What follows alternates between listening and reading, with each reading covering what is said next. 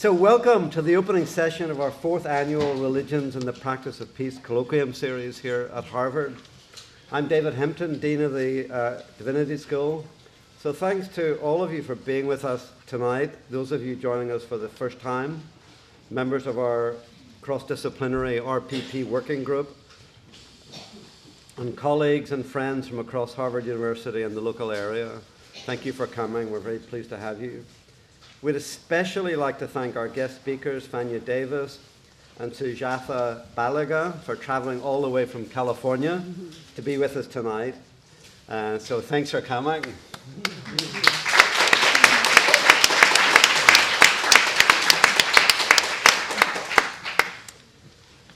And we'd also like to thank the co-sponsors of tonight's session, the Charles Hamilton Houston Institute for Race and Justice at Harvard Law School, the Prison Studies Project, and the Transformative Justice Series at the Harvard Graduate School of Education.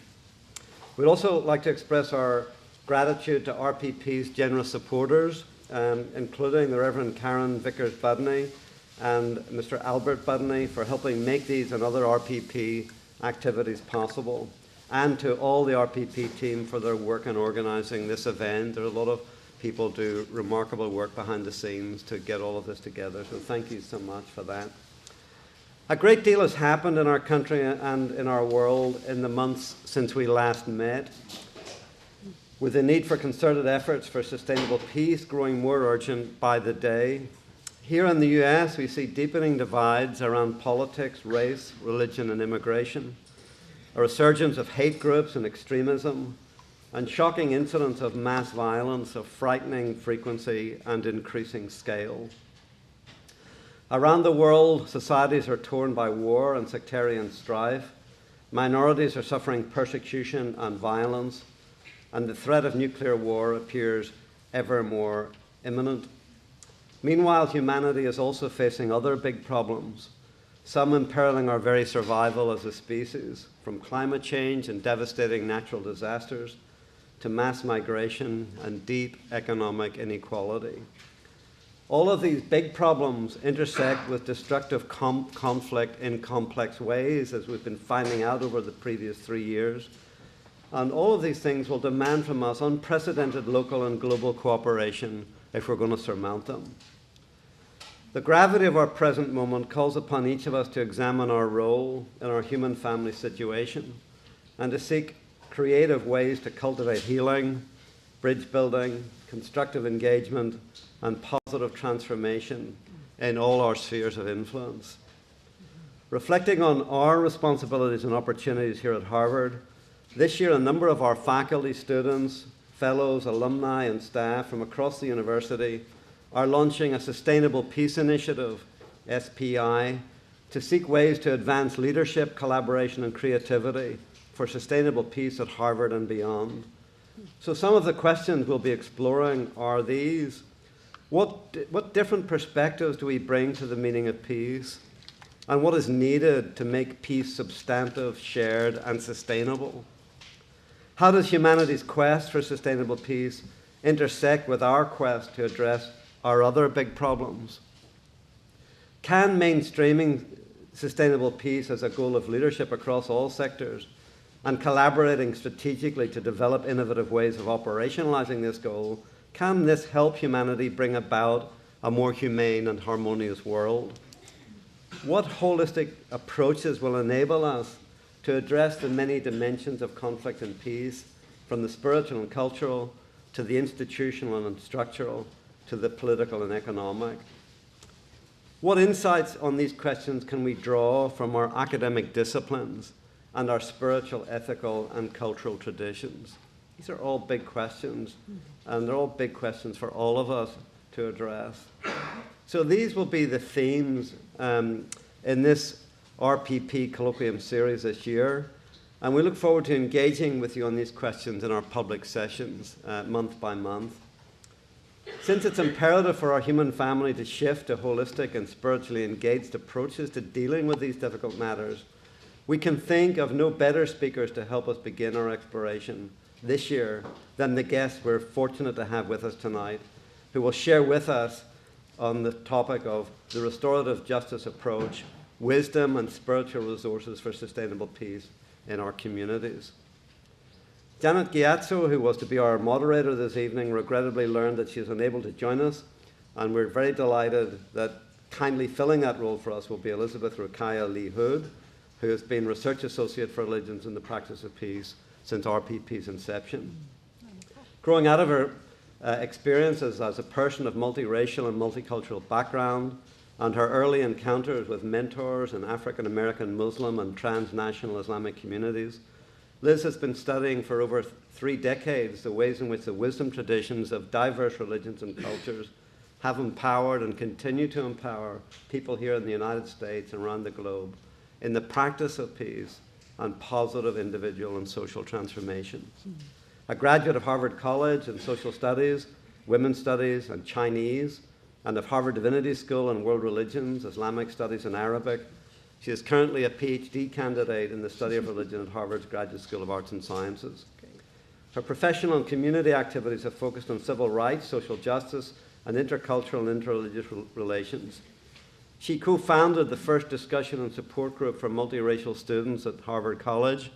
She has been a community mediator and coach for the Harvard Mediation Program at Harvard Law School and other Boston area mediation organizations, and co-designed and delivered the Harvard Mediation Program's first mediation training tailored for Divinity students.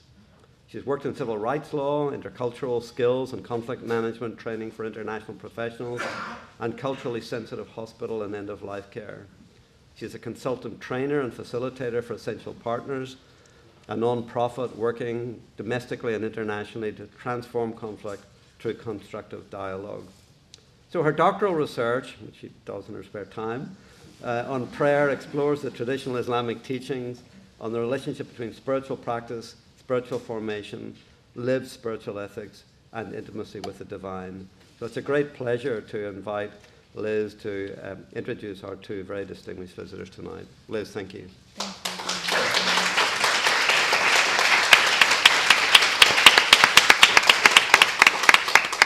So, greetings, friends and family. Thank you so much for being here. We're really honored to have you all here. It's really energizing and really brings a lot of hope and upliftment to us because there are so many people here who are so serious about positive change and about thinking together deeply about how we can bring about a more humane and harmonious world. So we want to thank you very much for that. Just to say a couple of words, too, about the Sustainable Peace Initiative. So an impetus for our launching the Sustainable Peace Initiative this year is a recognition on the part of so many of us that addressing the magnitude of the challenges that we're facing as a human species, predominantly self-created ones, will demand not only a cross-sector approach, but also a major shift in our consciousness and our modus operandi, touching virtually every sphere of our lives.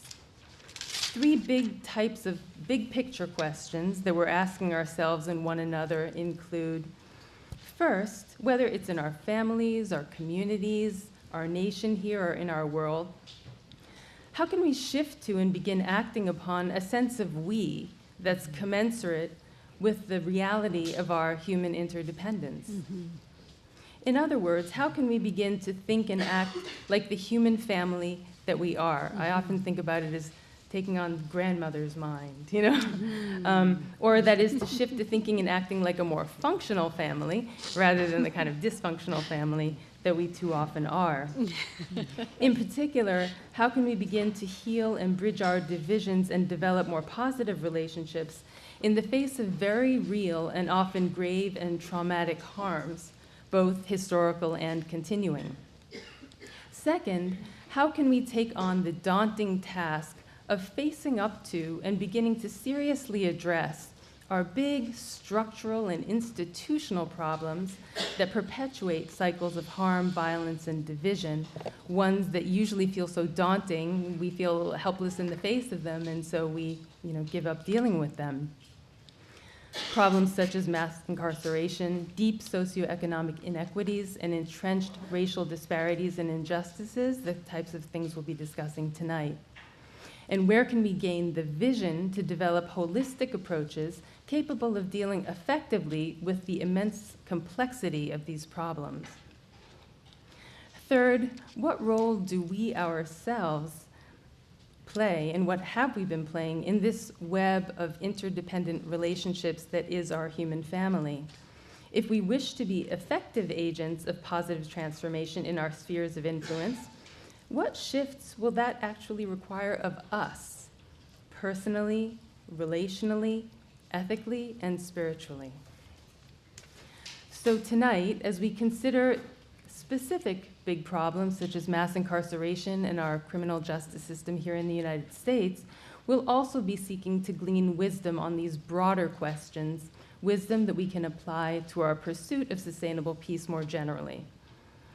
So the two practitioners whom we're very blessed to have with us today have, I believe, been through the crucible of these issues in their lives and their careers.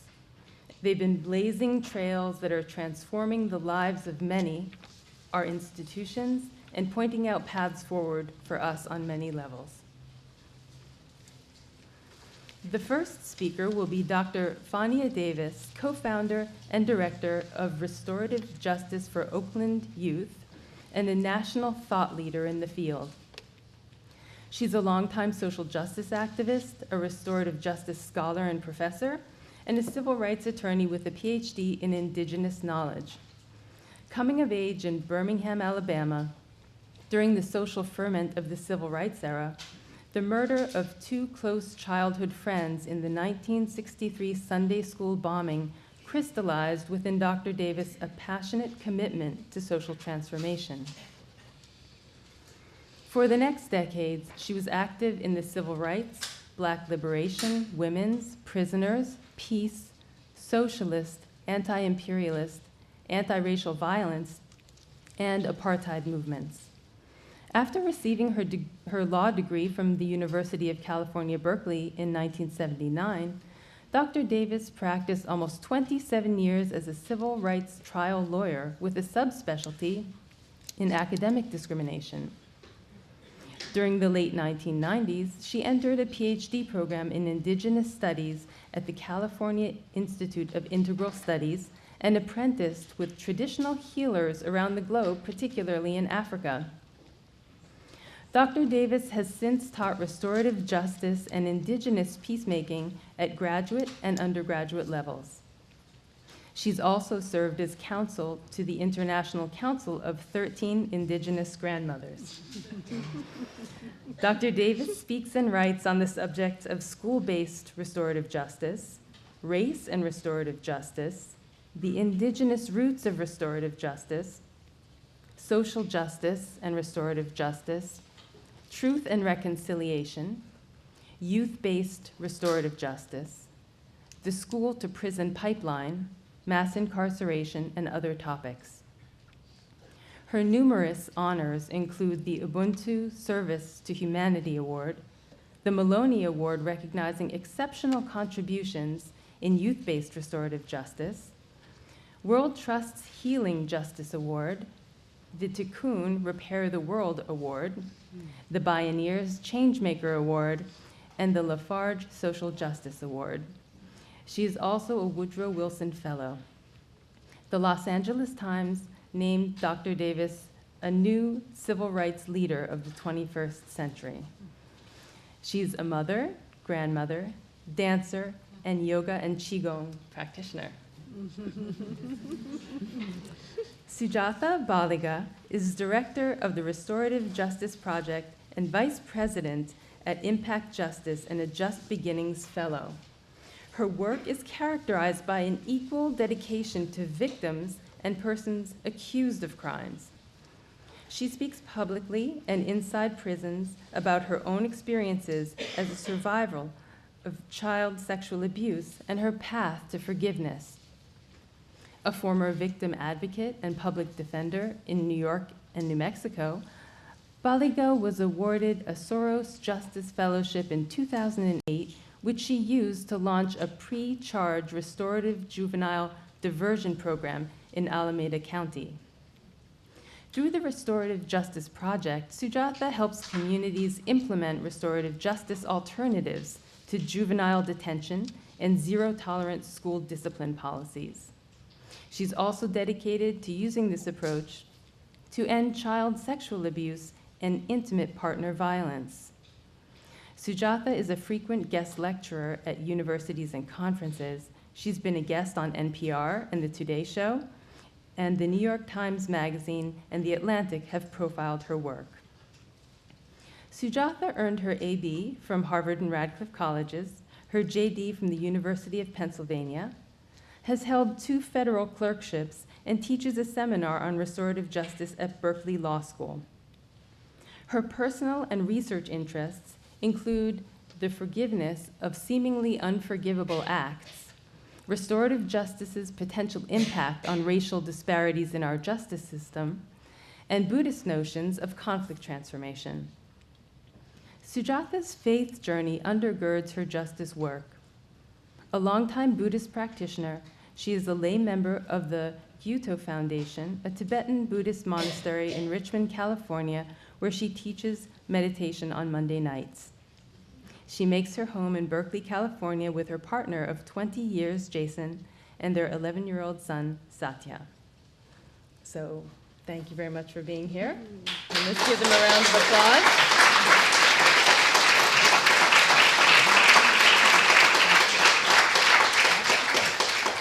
So first, I'd like to invite up to the lectern Dr. Davis, who will be speaking on the spiritual roots of restorative justice, resources for cultivating peace in our communities.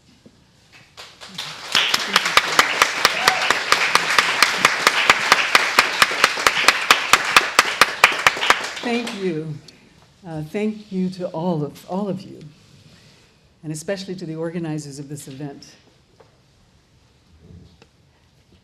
I want to say that I'm really grateful and honored to be invited to help kick off the Harvard Divinity School's RPP Colloquium series to explore restorative justice and how it might advance sustainable peace. I'm doubly honored to be able to do this with my dear friend and colleague, Sujatha Baliga. We've been walking this restorative justice path together for at least 10 years now and work closely together, especially in the early years.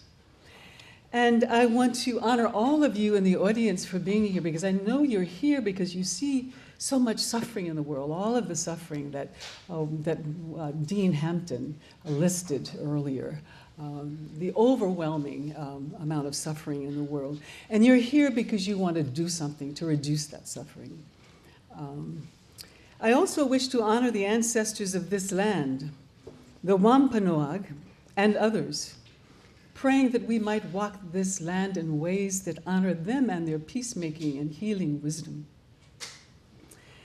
In invoking the Wampanoag, we acknowledge this is an occupied land upon which we stand. And this is a post-genocidal land. And like the harm of slavery, we have yet as a nation to tell the whole truth about this genocide, about this slavery, to take responsibility and to make amends. Because we have not healed from this original trauma, it perpetually reenacts itself, albeit in different guises, in different forms. Slavery and genocide are not dead. They have only evolved, as Brian Stevenson says. I want to acknowledge the community of Cambridge. How many of you are community people here tonight? Wonderful. I want to acknowledge all of you for the city of Cambridge's decision to declare the second month of October Indigenous Peoples Day in 2016. This is an act of decolonizing our history, and it is an important step on the road to sustainable peace. I also wish to acknowledge the work that Harvard Law is doing, catalyzed by the activism of Black students and students of color and all students of conscience.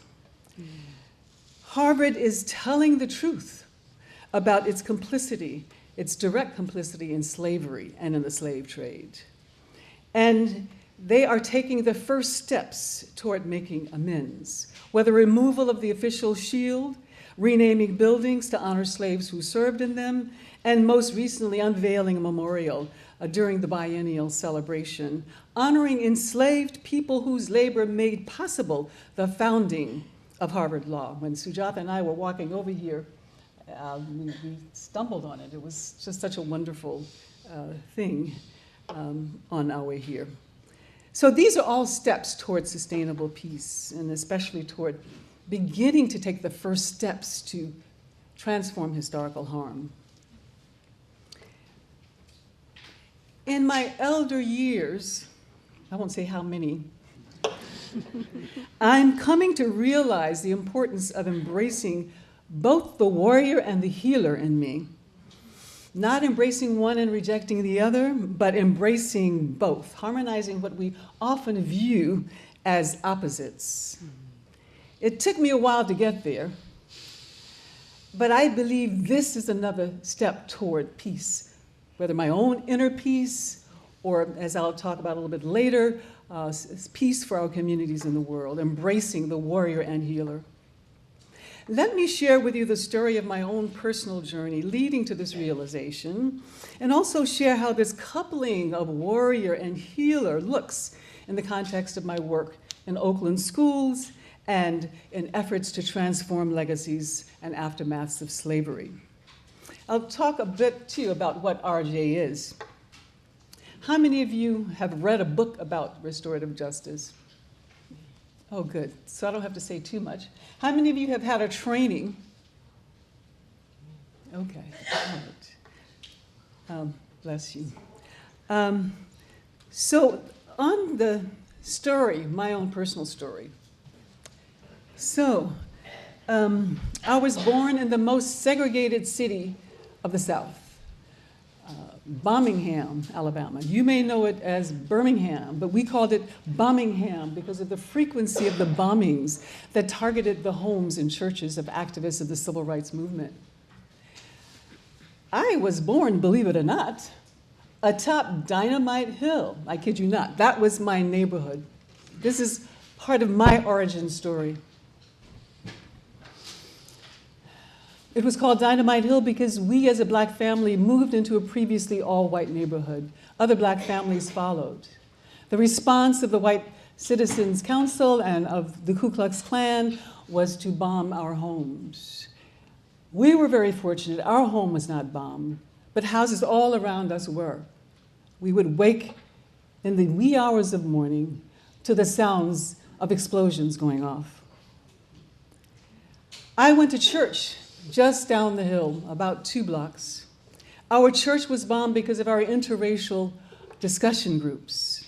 Right across from the church, the home of, we call them lawyer shores. Sometimes some people call them maternity shores. That's our black sort of colloquialism. Eternity shores rather than attorney shores? You get it? Yeah. Eternity shores, or we call them lawyer shores. Anyway, he was an amazing civil rights attorney who worked with Thurgood Marshall while he was an attorney with the NAACP and engaged in incredible litigation to desegregate the city of Birmingham. His home was bombed not once, not twice, but 3 times with a 4th attempt that was unsuccessful. And then there was the Birmingham Sunday School bombing, which all of you, I'm sure, know about. September 5th, 1963. I lost 2 friends in that bombing. Cynthia Wesley, Carol Robertson. And so I left from these formative experiences and from this experience of racial terror every day of my life to go north to go to school. And I left the South with this ferocious, this fierce, this intense, an irreversible commitment to be a warrior for justice. I won't list the movements, you listed them already earlier, but I was involved in almost every major movement of my time. When my husband and I moved to California and became active in solidarity with the Black Panthers. Police broke into our home and shot my husband, almost killing him with a bullet just millimeters away from his spine. We were charged with attempted murder of police. Thank goodness the judge, whose career has been ruined ever since, dismissed the charges and found that breaking into our home, it was unconstitutional. They had no probable cause, no reason to be in our home. So the charges were finally dropped after they were dismissed, and then we were re-indicted. This happened 3 or 4 times. And then not long after that incident occurred, my sister, Angela Davis, does everybody know who Angela Davis is in here? Okay, good, all right. Was targeted because of her political activities for really to be silenced, to be eliminated, and that's not too strong a word, by then Governor Reagan and President Nixon. She was charged with capital murder, kidnapping, and conspiracy. And she went underground because all of her comrades, all of her friends were being killed and shot at, and like my husband. So she thought that she might be killed. She went underground, even though she was clearly innocent. And she was captured October 13th, 1970. And I immediately started to travel all over the world, speaking on my sister's behalf, organizing the international movement. I was in my early 20s, I think. And after that, after she was freed by a massive movement, I became a trial lawyer because I really admired the lawyers, the civil rights lawyers and criminal justice lawyers who were working on my sister's case. So I became a trial lawyer, thinking that I could be a more effective agent of social transformation in doing so. So then, after decades of cultivating the hyper-rationalist, hyper-masculinist, hyper-aggressive qualities that I was required to cultivate to be successful as an activist and as a lawyer, I started to feel burnt out. And I kind of knew, I intuitively knew that I was being invited to bring more healing and spiritual energies into my life to regain balance. Synchronicity dreams led me to shut down my law practice, and I found a program in indigenous knowledge, recovery of indigenous knowledge, and I ended up apprenticing with healers, especially in Africa.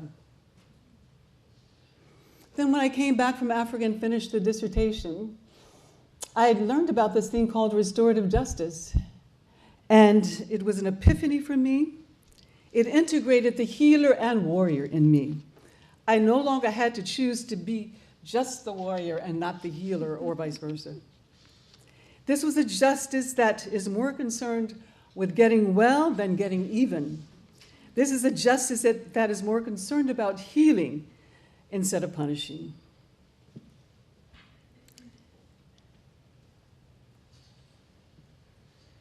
So let's talk a bit about what restorative justice is. It is a worldview rooted in indigenous principles and a theory of justice that emphasizes bringing together everyone affected by wrongdoing to address their needs and responsibilities and to heal the harm as much as possible. So first up, it's a worldview. It's not just a conflict resolution method, although it can be effectively used to do that. It is also a worldview and a way of being present in the world. A way of being present in the world that brings about healing and wholeness, rather than a way of being present in the world that brings about harming and devastation and discord. Note 2, needs, responsibilities, healing. It's a needs-based justice, it promotes accountability, and it heals the harm to the degree possible. You could say that ours is a system that harms people who harm people to show that harming people is wrong. If I cause harm to you, then I create an imbalance in the scales of justice. The only way we can rebalance the scale under our system is for harm to be caused to me. If I cause suffering, the only way to rebalance the scales is to cause me to suffer. And so we replicate harm. We respond to the original harm with another harm. And the harm replicates indefinitely. A good way to understand the difference between the two kinds of justice is to go through this 3-question exercise. What law or rule was broken? Who broke it? And what punishment is deserved? Normally when I do this, I hide the questions and I ask the audience to figure out what those questions might be. We don't have time to do that now. And restorative justice flips the script. Rather than blaming, adjudicating, and punishing, which sums up our criminal justice system, restorative justice asks, who was harmed? What are the needs and responsibilities of everybody impacted? And how does everyone impacted come together to address those needs and responsibilities and heal the harm to the degree possible? So some people confuse restorative justice with ADT, or with arbitration, with mediation, with youth court. And all of these are wonderful alternatives to our punitive justice system. But restorative justice is different in that it challenges the dominant assumptions in the way that we think about and do justice. And none of those others, maybe transformative mediation does, but most of the other ADRs do not challenge the paradigmatic assumptions. Even though restorative justice has only been around for the last 45 years or so, it is grounded in ancient ways of thinking about and doing justice. It is grounded in the bedrock principle, today affirmed by quantum mechanics, that humans and all the Earth's presences and energies participate in a vast and luminous web of interrelationship and wholeness. To embrace restorative justice is to embrace a relational worldview, a relational justice. Humans are constituted by their relationships. Though frequently translated as a person through other persons, perhaps a more accurate English rendition of Ubuntu would be a person is a person through their relationships. Through all their relationships, not just for humans. A person is a person through their relationship to the land, to the waters, to the animals, to the air, and so on. Ubuntu emphasizes inter-identity and interracial relationality with all dimensions of existence. Criminal justice sees crime as broken laws and justice as punishment. Restorative justice sees crime as broken lives and justice as healing. Let me say that again. Criminal justice sees crime as broken laws and justice as punishment. Restorative justice sees crime as broken lives and justice as healing. And I think a justice that is healing is a path to a sustainable peace. I want to talk just a little bit about the work that we're doing in schools. Sujatha will talk about justice applications. So we started a pilot in 2006. The pilot was successful in eliminating violence at the school, reducing suspensions by 87%, eliminating teacher attrition, increasing academic outcomes. It got the attention of a lot of principals and administrators in the school district. With some youth organizing and with a study by the UC Berkeley Law School, restorative justice became official school discipline policy. And that is part of the whole theme of being a warrior and a healer. It's important that we as restorative justice practitioners not only be skilled in facilitating beautiful circles, in facilitating what I call liberated spaces, where people can be heard, where their voices can be spoken and heard, and where people feel seen and heard,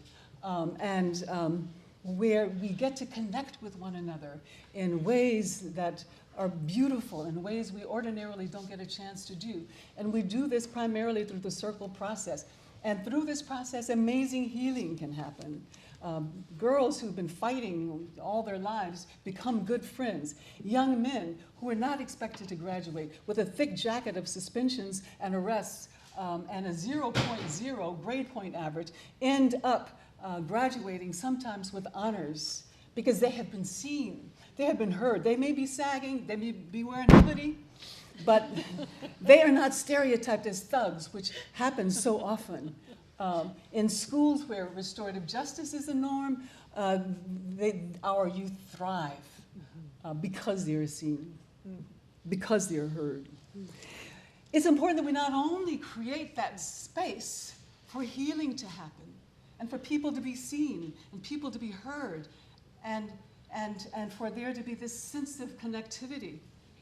That's amazing. We also need to transform systems through which our youth move, transform systems that are causing them harm in their lives, that are causing them to cause harm. Because if you're harmed, that harm is not healed, you're going to replicate harm. So what this looks like in Oakland, the warrior part, is that we not only do the work of transforming, helping youth to transform their lives, and teachers as well, but we do the work of transforming systems. So in 2010, as a result of the work that we were doing, the trainings, the coaching, the pilot programs, the school district adopted restorative justice as official school policy.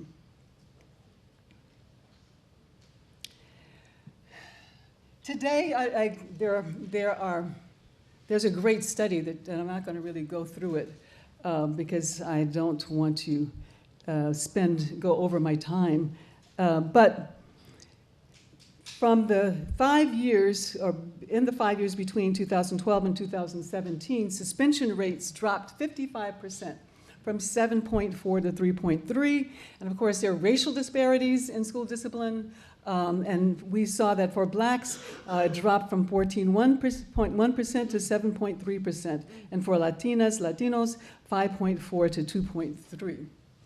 And in doing this, we're not just bringing the numbers of suspensions down, okay? We are doing that, but a lot is happening with this. We know that when a child is suspended just once, their chances of being incarcerated triple, according to the UCLA Civil Rights Project.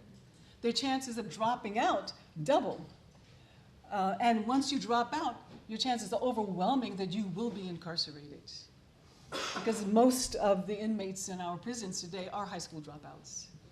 And if you end up being incarcerated, as a juvenile, that's a strong predictor of adult incarceration. And if you're incarcerated as an adult, all kinds of negative short and long-term consequences ensue, including having children who are more likely to also be suspended and go through that school-to-prison pipeline. So this work is not just about it's about saving lives and keeping kids out of the school-to-prison pipeline when we reduce suspensions. If we don't do both this healing work on interpersonal levels and this transformation of systems, we are like gardeners who, though devoted to healing the plant, totally ignore the state of the ecosystem, the state of the soil. So that's why it's important for us as restorative justice practitioners, and I've been kind of on a bandwagon about this since I began working in restorative justice, because the restorative justice movement, unfortunately, in its actually in its first 3 to 4 decades, had no racial justice, no social justice consciousness. It's really changing now, I'm happy to say. So I want to talk in my few remaining minutes about this work of healing historical harms, which is dear to my heart. And that's why I was so moved when I came over and we saw the stone commemorating the enslaved's labor, making Harvard Law School possible. We are a nation born in the blood of the enslavement of Africans and the genocide of Native Americans. We are a nation that, embracing white supremacy from its very inception, deliberately fabricated the pseudoscientific notion of race to justify the unspeakable horrors of slavery. We are a nation that has been loath ever since to confront and be honest about the meaning of slavery, genocide, lynching, segregation, the internment of the Japanese in World War II, and the continuing, we see it today, abuse of communities of color. And the failure to undertake this national reckoning and national healing has precluded our ability to overcome the past. Slavery didn't end. It just evolved.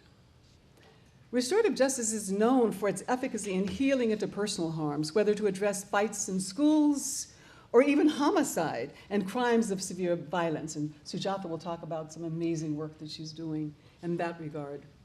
Restorative justice is less known for healing systemic harms and historical harms. But it's my belief that if this amazing healing can happen between family members who have lost their loved ones to violence and the killer of those family members, if reconciliation and healing can happen there, then I have the hope and I have the belief that we can also utilize RJ, restorative justice, to address racial harm, historical harm. Healing is so important for us in this nation. We are like a person who had a terrible trauma at birth. We're well into our years, but we have never healed that original trauma. A person who has never healed that original trauma. And a person who has never healed that birth trauma, what's going to happen? They're going to keep reenacting that same trauma, maybe in a different form. But that is exactly what has happened to us as a nation. We have had important pro-democratic struggles in this country that succeeded in abolishing slavery, yet the racial terror and racial violence that was the essence of slavery survived and continued on with the convict leasing system and the 13th Amendment exception to the abolition of slavery for persons who were incarcerated. The racial terror that was at the essence of slavery continued with Jim Crow and lynching. And though we had movements, we made amazing advances to end Jim Crow and to end lynching, they have been transformed and morphed. They have morphed to mass incarceration, the school-to-prison pipeline, police terror.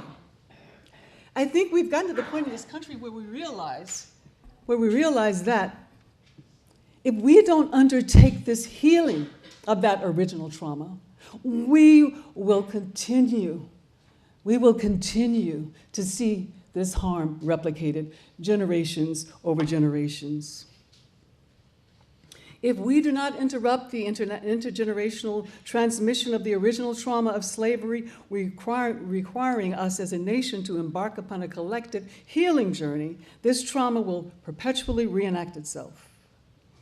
We're seeing truth-telling and racial healing initiatives and processes and reparations processes bubbling up all over the country. We don't have a Truth and Reconciliation Commission going like South Africa did, but it's got to be different here for us. It's got to bubble up. We've got to be doing healing circles in communities. It's got to be very participatory, not a top-down process where commissioners and experts hear the stories and make the recommendations. We need to be doing encounter circles between police officers and families who have lost their loved ones to police violence. That is actually happening in this nation.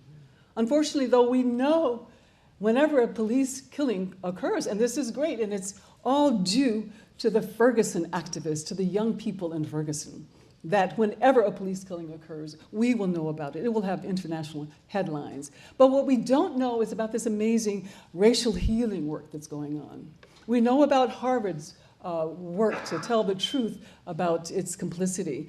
And we know maybe about Brown's work in Georgetown. But there is a group of more than 30 universities, it's called University Studying Slavery, that is doing this work across the nation. And of course, you probably know about Brian Stevenson's work, developing a lynching museum, a slavery museum, and taking soil from lynching sites in various parts of the country and bringing them to this lynching museum, to the future site of this lynching museum, and mixing the soil into the cement that is going to be used to create those museums. So just talking a little bit about the things that are happening in the nation, that are bubbling up, that so few of us know about. One of the things that we in RJOY are doing is a mapping project. Every day I find out about a new racial healing, a reparations, or a memorialization initiative. And so what we're doing is a mapping project. So we'll end up with an electronic map that shows where all of this work is happening all over the country. And my hope is that eventually, and hopefully in sooner rather than later, that we will have a national convening to bring together all of these people who are doing this work, so that we will have a sense of ourselves as a movement. Right now, the efforts are pretty siloized. Of course, after Charleston, we saw the Confederate flags coming down. We saw the memorials. 60 memorials were brought down, Confederate memorials, after Charleston. And I think that had a lot to do with the amazing forgiveness of the families who were victims, whose loved ones were killed by Dylann Roots. People said things like, after witnessing the forgiveness of these families, I was moved to reconsider flying the Confederate flag in my home. I was moved to think about taking it down and to take memorials, Confederate memorials down. In ways, this forgiveness accomplished that in ways that political argument and reading words had never done for them. There is an organization called Coming to the Table. I don't know if any of you know about that. They take their name from Dr. King's speech. I have a dream that one day the descendants of slaves will come and sit at the table of brotherhood and sisterhood with the descendants of slave owners, and they will create a beloved community, or words to that effect. Well, that is happening. Coming to the Table is doing these racial healing circles with chapters all over the country. I am going to close, and I close with this challenge. Be a healer and a warrior for justice. Don't succumb to a binary space where you feel you have to be one or the other. See activism as a form of social healing and healing as a form of social transformation. History is calling on us to be both these things. History has long called us to be warriors for justice. It is now calling for us to be warriors and healers in the same way Nelson Rolihlahla Mandela was, in the same way that Mahatma Gandhi was, in the same way that the spiritual warriors of the International Indigenous Youth Council, who started the actions at Standing Rock and who engaged in beautiful silent marches and prayer actions, in the same way that the youth in Ferguson and in the Black Lives Matter movement talk about the need for love and for healing. We never talked about that when I was an activist, a revolutionary in the 60s and 70s. So I was really pleasantly surprised to go to Ferguson during all of the demonstrations there and be at a demonstration where they called for love, they called for healing as well as for justice. The youth are leading our way. RJ, restorative justice, is one way to be both a warrior and a healer. There are others. Find your own way, whether it's through liberation theology, through Black prophetic justice, engaged Buddhism. Last, have hope. This is a time of the victory of a U.S. president who is a billionaire and has created a cabinet of billionaires, the 1%. A time of victory of a racist, Islamophobe, homophobe, misogynist, xenophobe, transphobe, and climate change denier in the White House.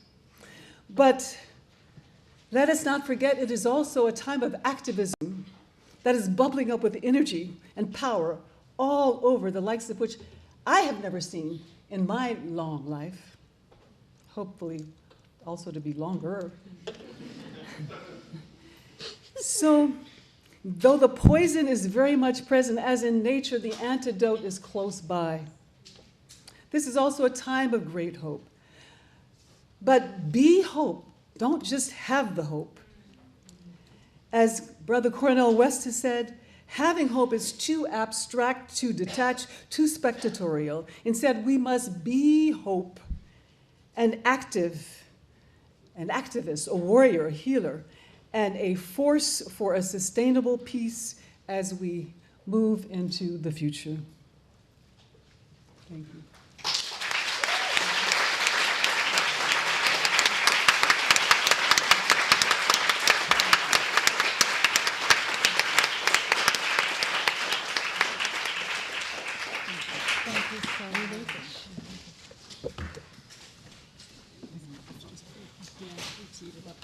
Thank you, Dr. Davis.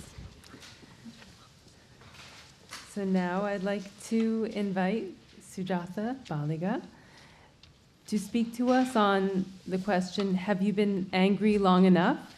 Faith, forgiveness, and restorative justice.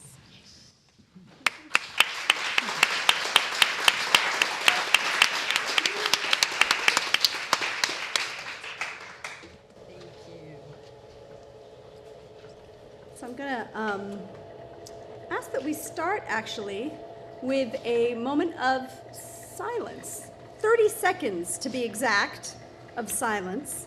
It is something Jonathan Simon, dear friend and colleague at Berkeley Law School, actually does a whole minute. He makes his law students meditate for a minute. He calls it his mindful minute. And so I'd love for us to just take a moment, and we just heard a lot and incredible stories, and let's take a moment to be in our bodies, just be in silence, or if you have a practice you want to do, you'll hear a bell in about 30 seconds.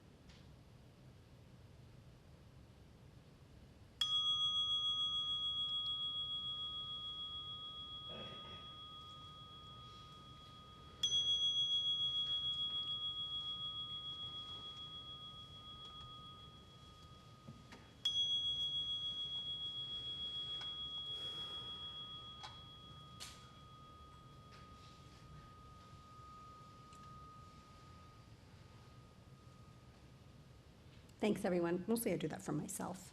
I appreciate you all taking the time to do that with me. So it is really, really good to be here with all that's going on in the world and to see beloved faces from other places in my life. So it's really great to be here. And just want to say a particular thank you to the Dean and to RPP, the Div School, to Andrea for all the wonderful, I'm not seeing you. For all the wonderful organizing that was done, and to Liz, to everyone here. Thank you so much for creating this space. I'm particularly grateful to Fania for going first, as she's always sort of goddess of sharing the beauty of everything restorative justice is as a spiritual, a moral, a practical thing. I mean, she gets it all in there. It's amazing. And we were just recently marveling about, over 10 years ago, I think 2006, I sat in her office and on our first meeting, and our first meeting actually wasn't about how are we going to reduce racial and ethnic disparities? Or we didn't actually go there, which is where we usually live. How are we going to get recidivism rates down by this much? How are we going to convince this district attorney to divert these cases? We actually spent that entire hour talking about our spiritual journeys to where we are and what it meant for, we were sitting in her law office, to step away. I was doing death penalty appeals. She was still doing civil rights litigation and employment discrimination cases, and we were like, how do we transition out of this? And shortly thereafter, she convinced me, and literally we prayed over my Soros Fellows application and walked to the, we like literally held it together and mailed it off together. And pretty soon I was working with Fania at Restorative Justice for Oakland Youth. And so it's amazing to think about it. Shortly thereafter, some point around there, Fania also reminds me, there was a walk around the lake where she was like, we're gonna end youth incarceration. And I was like, I'm latching myself to this person, because yeah, we're going to do that. And the questions were in those early conversations. So who did that? Who's done that? And who's done it from a place of looking at racial and ethnic disparities and indigenous and folks of color really driving that? And before we even knew that was the case, these were Fania's questions, and I would go off and research them and find out actually that happened in New Zealand, right? That the Maori folks were saying, hey, don't be locking up our kids at this disproportionate rate, and it resulted in a pilot that grew, and in 1989, a nationwide act, and they effectively ended youth incarceration. It doesn't mean that they ended racial and ethnic disparities. Their restorative justice system that addresses even the most serious crimes through family group conferencing, a restorative justice model, still has a disproportionate number of Maori youth, but at a minimum, the number of youth that are actually detained for any period of time is microscopic in New Zealand. It's funny, I'm going to New Zealand in a couple of weeks. They asked me to keynote a conference there, and I thought, well, what am I going to say? Because I usually run around and keynote things and say, so in New Zealand, this is what they... So working on that. Have to do a little work on that talk. So just a little bit about what brought me to this work. In 1991, I transferred to Harvard and Radcliffe colleges, as they were known back then, because I wanted to study Sanskrit.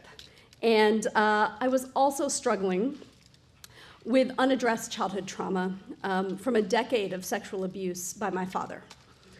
And my soul was really longing for something called justice since he passed away when I was 16.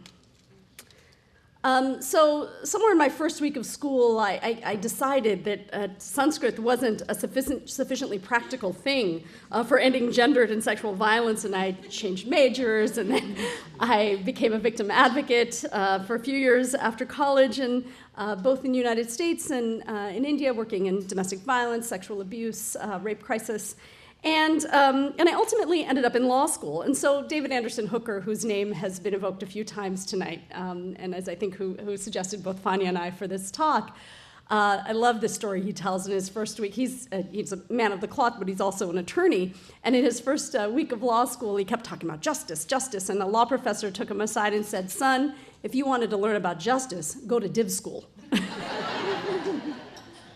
So here I am at a div school, maybe where I was always supposed to be, and it is really wonderful to be here, and really was wonderful to be invited here to be able to grapple with the original conversation that Fania and I had over 10 years ago. So I said somewhere that I think got published somewhere that that this talk was going to be about the following things: how restorative justice makes space for a full accounting of the injustices we suffer, how our religious faiths and the secular values distilled from them can help us heal even unthinkable harms, how we can avoid cultural appropriation and its byproduct, spiritual bypass that happens in that distillation process, and how both my journeys to healing from child sexual abuse and my journey from legal practice to restorative justice were propelled by advice I received about forgiveness from His Holiness the Dalai Lama in my early 20s, and how that advice is still impacting my work and my life today. So that's a tall order for the next 20 minutes, so I'll do my best on all those fronts. So what is restorative justice? We heard beautifully from Fania, and I don't want to repeat any of it. Howard Zare, who's one of my heart mentors in this work, has created sort of some formulation of that 3 questions that Fania brought up here, and really just that paradigm shift. The first time I read it, I was like, oh, this is what we're supposed to be doing. Howard also talks about a continuum of restorative practices, right? So restorative justice, as Fania said, is a way of life. It's much larger than like a conflict resolution tool or conflict transformation tool. And there's a continuum of practices that sit within, under this umbrella. And this continuum he talks about is from sort of the pseudo and non-restorative to the fully restorative. And when I think about what would a definition be on that fully restorative end, I've been toying around with different things, but one that comes to mind is face-to-face dialogue in which families and communities support those who've harmed to be directly accountable to the self-identified needs of the folks they've harmed. And I'm still playing with that. I don't think that it can't capture it all, in a sense. But my mind likes to play with these definitions and what do things mean. And I get really excited sort of at my temple when we get into these debates about whether or not shunyata should be translated as emptiness or voidness. And I'll really get into that. But my other heart mentor in this work is the former Chief Justice of the Navajo Nation, Robert Yazzie. And Justice Yazzie just gets a kick out. He's an attorney, obviously, and he still gets a real kick out of this desire I have to really pinpoint, what is it, and in words. He's very clear that you can't possibly define restorative justice.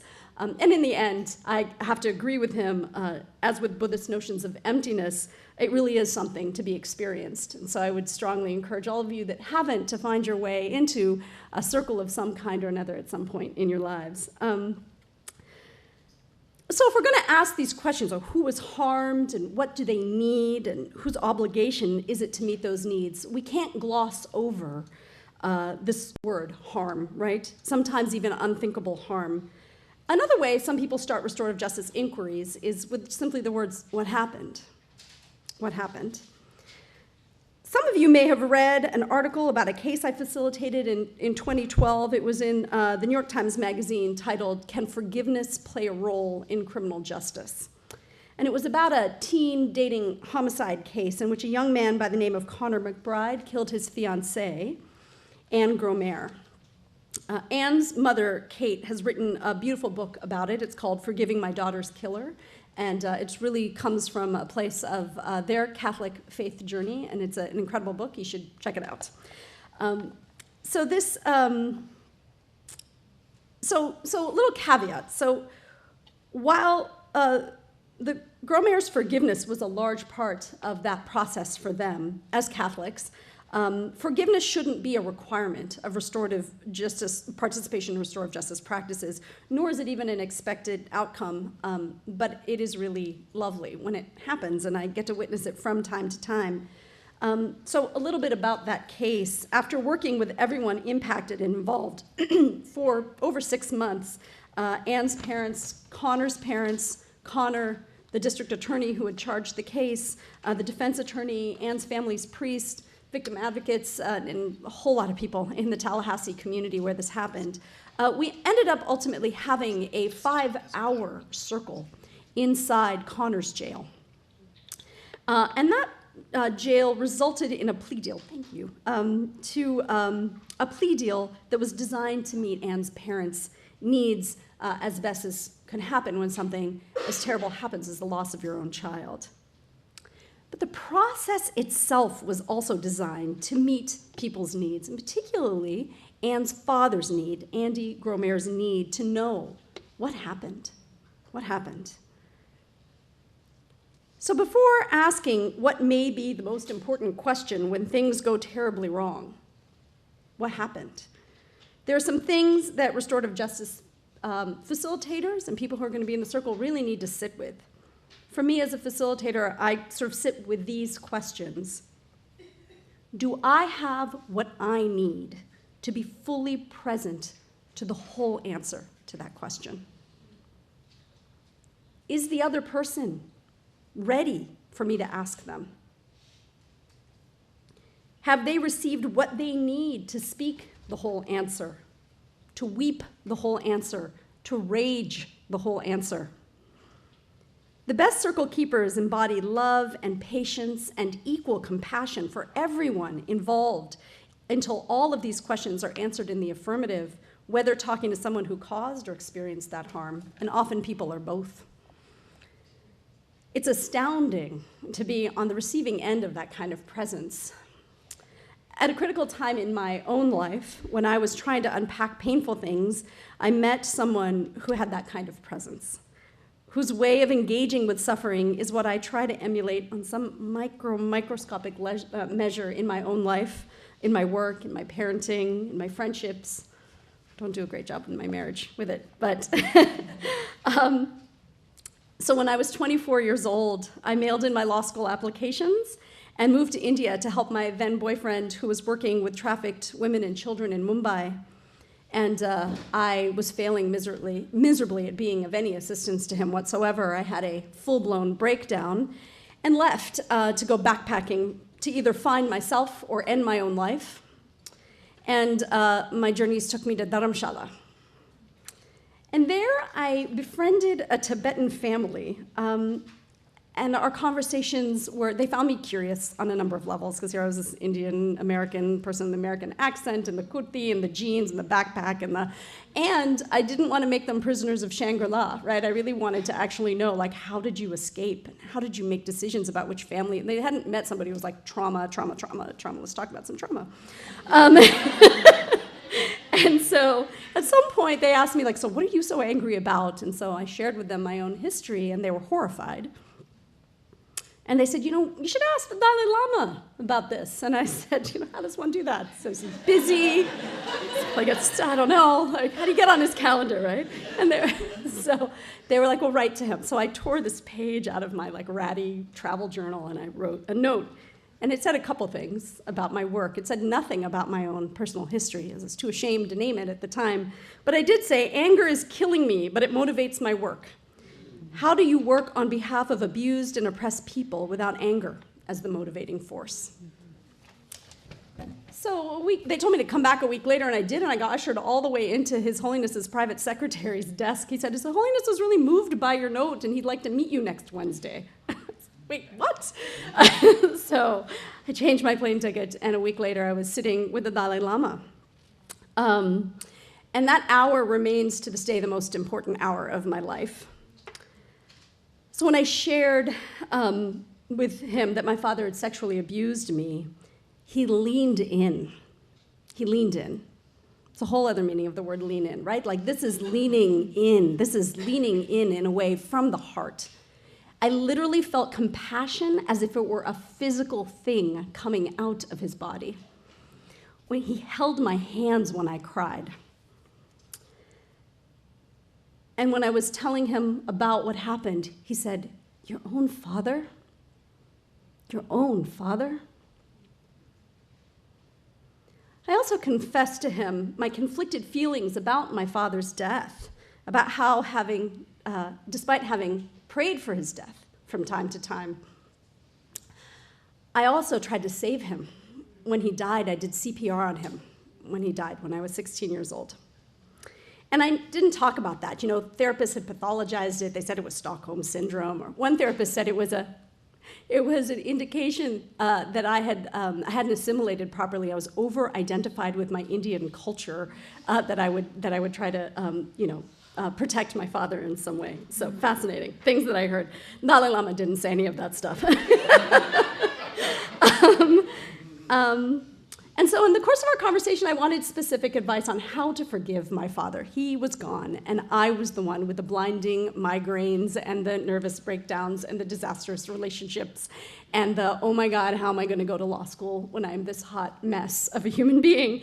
And, I loved hearing his stories about his own journeys with forgiveness, but I also, that mind of mine that needs it really narrow. It's like, no, I need really specific, what's the 1, 2, 3 of how to forgive my father? And I kept pressing him, and he said, and he finally paused, and he said, do you feel you've been angry long enough? Do you feel you've been angry long enough? He wasn't going to give me that. And so we sat together in silence, and I surveyed anger's diminishing returns on my life, which there were many at that point. And I said, yes, yes. So it's funny when I've heard other people tell this story, other Buddhist teachers in particular, and they really misunderstand what His Holiness said. It was actually a literal question. Do you feel you have been angry long enough? It wasn't His Holiness sort of saying, okay, little girl, are you all done with your anger now? Like, that is not what he was saying. He wanted to know if I was done from my side, from me.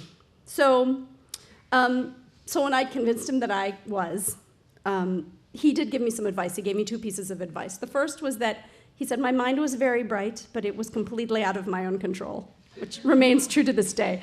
And he said, this level of rage, which I had expressed several times in my meeting with him. I cursed, I yelled, I cried while I was talking with him about all the things I had seen and done and experienced. And he said, this is you out of your mind, out of your own control. So he said, you need to meditate. That's the first step. He said, once you've done that for a while, you're going to want to think about aligning yourself with your enemies. That's a piece of advice too. He said, without excusing their behavior, you want to consider their positions and their needs, and really just encouraged me to maybe consider their humanity. Well, I was about to start law school to be a prosecutor to lock those up, right? And so I was back in rage. I was like, what? Alignment? Who? I'm going to law school. And I said, I'm not aligning myself with anybody. So he starts laughing, right? Pats my knee. He says, okay, you just meditate. You just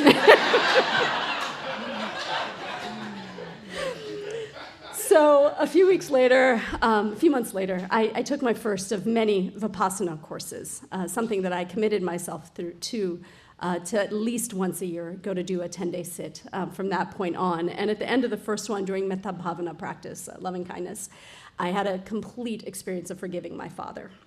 And it's interesting, in the weeks and months that followed, I noticed, no more migraines, no more stomach problems. My disaster relationship ultimately resolved in a positive way that I think hopefully we separated in a way that was good for both of us.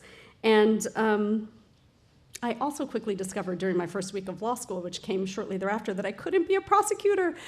And so I went to my criminal law professor and said, I'm going to drop out now. Thank you for the public service fellowship. I'm gone.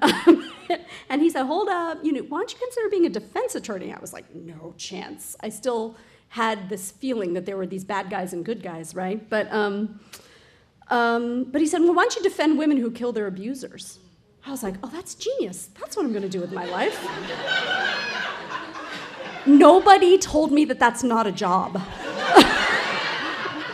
I got to work on a few of those cases, but basically you had to go be a public defender, where I really learned that there are no good guys and bad guys, right? And I got to actually follow His Holiness's second piece of advice in a very powerful way. But the whole time I was a victim advocate, and I was a public defender, and I did death penalty appeals ultimately when I met Fania. That work was killing me, surely. I never felt right. I felt like I was constantly trying to figure out how to be just on this side of the line, right? And I was getting better at it, but ultimately, I'd been reading and going to a million restorative justice trainings during all of these years, and I was really inspired by the Tibetan system of justice prior to Chinese occupation and its lessons for how we might be better in the law. And my friend Susan Marcus, who's a longtime death penalty lawyer, kept saying, you need to learn about restorative justice. I finally listened to her, and I read, and I went to trainings, and I was like, this is the answer. So my work today is in helping communities adopt restorative justice in lieu of criminalization, but I always keep one case alive, and maybe why I do this, particularly in sexual harm cases, is that I get a sort of vicarious glimmer of what would have happened if this had been available to me. Right? If my father were alive today, I would want to ask him a million questions, but mostly I'd want to know what happened. It's the same question that Andy Gromer wanted to know of Connor. What happened? Both about that night, but about Connor. We knew you, Connor. What happened? What happened to you? It's what we're all scanning the papers for right now, isn't it? We want to know more about Stephen Paddock, right? We want to know what happened. His brother wants to know what happened. Are you going to do an autopsy? Does he have a brain tumor? What happened? And some of us will want to simply make people evil. I meet folks all the time who try to convince me that there is this thing evil, and I feel fairly sure that there isn't. I don't think it's that simple. What I know from every death penalty case I worked on is that every one of my clients had a backstory, not to excuse what they did, but there was always something, whether it's transgenerational trauma born of genocide or a head injury or sexual abuse or all of the above. And as activists, really, we want to do that too. We want to make the prosecutors and the prison guards and everybody the enemy. And I really do think it's killing us. It really, I think, is a false view. I have a brilliant friend, Sonia Shah, who does restorative justice circles for prison guards. What is that, really? And I've brought prosecutors into circles at RJOY. From Nashville, we brought the prosecutors and the police from Nashville to Oakland to sit in circle with the RJOY Youth. Amazing, amazing experiences. And we had the young people there lead the circle.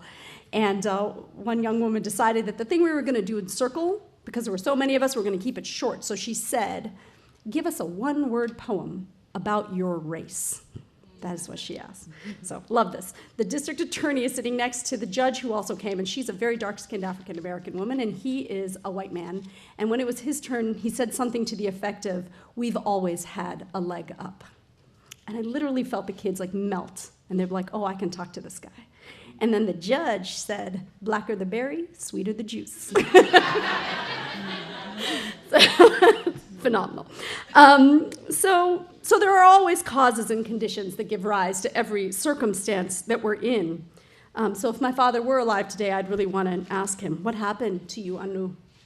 What happened that you did this to me, to us, to our family? Fania once said when I was talking about the experience that I had in wanting to save my father, she said this word, Ubuntu. Ubuntu, it's a Bantu word that means I am because we are, or a person is a person through other people. And I really think about that a lot in relationship to that, to my childhood and my father. I used to pray that he would stop doing what he was doing to both of us. So in healing spaces, you often hear this adage, right? Like the only way out is through. And so personally, I'm so grateful to the Dharma, the Four Noble Truths, because they offer tools for getting all the way through to the cessation of suffering, right? The kindness of my gurus and guiding me in that way. And again, I really do make a commitment. Next week, I'm leaving for a 10-day sit. I continue to do this, even though I have a kid, even though I'm running a this and a that and the other. It's really important to keep these things alive for me. And my work path, Restorative Justice, also offers a path for getting all the way through, and it acknowledges that the only way out is through. But RJ can't do that if we fall prey to the dangers of American secularism and, conversely, appropriation and spiritual bypass. So in packaging restorative justice as a secular, despiritualized tool to be used for the 45-minute class period or the judge's calendar, ceremony is replaced with protocol, prayer with preambles, and the magic really is lost. At the same time, passing a feather around or starting with a little oming in a cursory way potentially disrespects sacred practices. And having lived in both Santa Fe, New Mexico, and Berkeley, California, I get to see my fair share of that. There's also a risk that we'll just adopt the groovy parts, right? The we are all one parts. The we are all one spiritual bypass absolves spiritual healing of its justice obligations, the ending injustice part, right? The Reverend Dr. Martin Luther King Jr. didn't do that. Gandhiji didn't do that, right? Archbishop Desmond Tutu does not do that. And in my personal experience, His Holiness the Dalai Lama didn't do that. Do you feel you have been angry long enough? Your own father, right? He doesn't shy away from those things, and none of us should.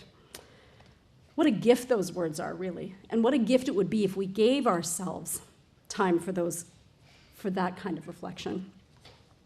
So the challenge for the restorative justice facilitator, then, is to leave intact the values and practices that make restorative justice true to its sacred nature, while simultaneously avoiding appropriation of other spiritual and indigenous wisdom. This balance can be best found by allowing the faith journeys of the participants to guide in the planning of the restorative justice process. That's what I did with the Gromeras and the McBrides, and That was an awfully Catholic thing that we ended up doing in that jail cell. And, it wasn't about me, so I can step back and allow that to be what it was.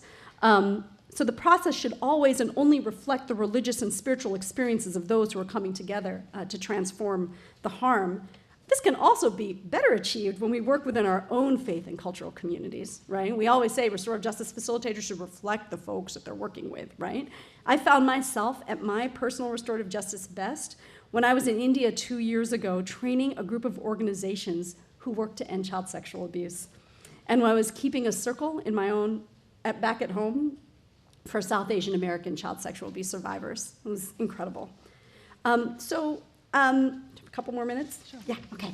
So how do we do this in America? We have to remember that it takes more time to do things in a sacred way. Time is a great challenge to our work. I recently read that there's a Native American elder who calls the wristwatch the white man's handcuff. Love it. I want my work to create the causes and conditions that results in the end of youth incarceration, inspired by Fania's words when we walked around that lake so many years ago, to end our racialized mass criminalization and end child sexual abuse here and in India and all our diaspora communities. So I might not see that all in my lifetime. But I'm emboldened by the long view that Justice Yazzie once shared with me. I once asked him how he maintains his optimism in the face of all that his people have lost and suffered, and he said to me, I am optimistic about what it's going to look like in 1,000 years. See, here's the thing. Anyone who knows him, who's met with him or seen him move, knows that despite this long view, he works with more urgency and intensity than anyone I have ever met. Today, my team at Impact Justice is working with similar urgency to help 10 cities replace youth criminalization with restorative justice. The first study of our work shows a 44% reduction in youth reoffending in Oakland and 91% satisfaction rate for participating victims, including felonies such as burglary, robbery, sexual assault, and teen dating violence. And these programs actually prevent youth from ever even being charged with a crime. So this is why we say pre-charge, pre-booking, like you don't actually even have to hit the courthouse doors to do this kind of work. It actually works better when you don't, right? We can do this instead of criminalizing our youth. But that work does take time, and if we shortchange the practices and even the implementation, we won't see these kinds of results. It takes time to be sacred. So when I'm overwhelmed by the state of racialized mass criminalization in the US and the global pandemic of child sexual abuse, by all that's happened and is happening in our world, it's important to remember that restorative justice moves at the speed of trust and that it moves like water to places that are open to it, and that is the power to carve canyons, to literally change the world. I just texted Kate Gromer a second ago, and I said, do I have permission to tell the stories? I want to close with this really brief story, and it's astounding. So Connor, after the circle, and we did this incredible 5-hour circle, that the first hour and a half was simply the Gromer sharing who was Anne from her birth on, right? And then we ultimately, and who it was that they'd lost. And then we spent a lot of time with Connor explaining what it is that had happened. And it was a brutal, brutal situation that resulted in her death. And in the end, the Gromers had felt that they had forgiven him before even starting that process. And the facts that came out that day did test their forgiveness. And afterwards, at the end of the circle, they were able to embrace this young man. They hugged him at the end of the circle after hearing all the details of how he took their daughter's took their daughter's life. After that, a few months later, Connor converted to Catholicism because he was so moved by their capacity to forgive. And then a few months after that, Andy became a deacon in the Catholic Church. And then he was placed in Connor's jail to offer prison ministry. And Andy would offer the sacrament to Connor. I'm not even Catholic, I don't believe any of this, and see, I can't even tell the story without crying. And then ultimately, so it got found out this happening, or something happened around the prison rules are such that you both can't be a volunteer and be a visitor. And so Andy had to give up his prison ministry because he chose to continue to be a visitor to Connor. So I just share this in closing to show what it is that is possible, right? And that these individual stories really, we have great hopes for systemic change, right? I have great hopes that by proving and by having the data that we will be able to change the world. It's also my hope that if the system as it is isn't ready to dismantle itself, because it will take the work of prosecutors and police and systems partners to really say we don't need to be doing things, and we mustn't. If we were truly interested in public safety, we're truly interested in the needs and desires of victims, we mustn't do it the way we're doing it now. And at a minimum, we will leave some cave paintings with our data and our stories so that those who come after us will be able to take us all the way across the finish line. So thank you all very much.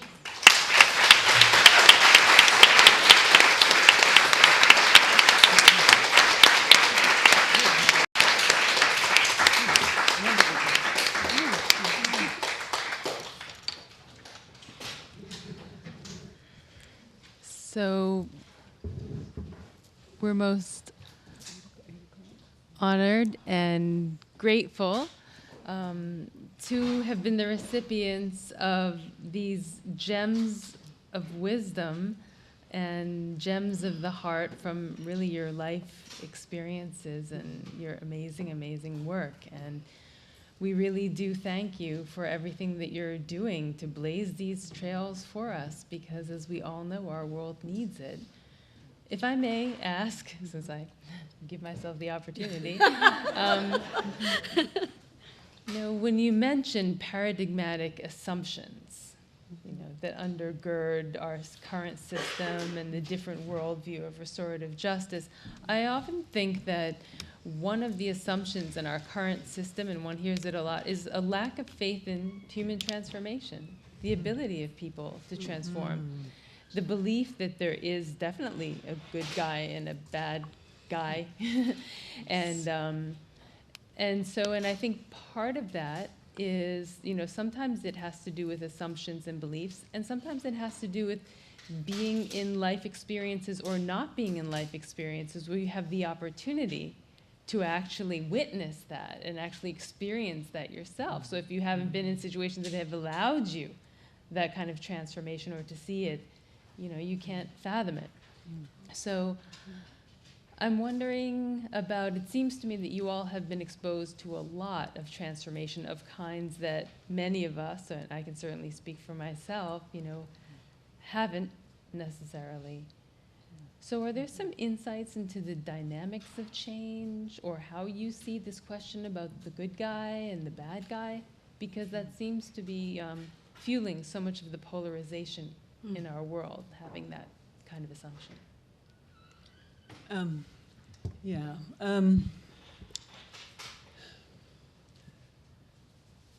think restorative justice challenges these dualistic either-or, good, bad, guilty, innocent, right, wrong formulations that we are socialized into.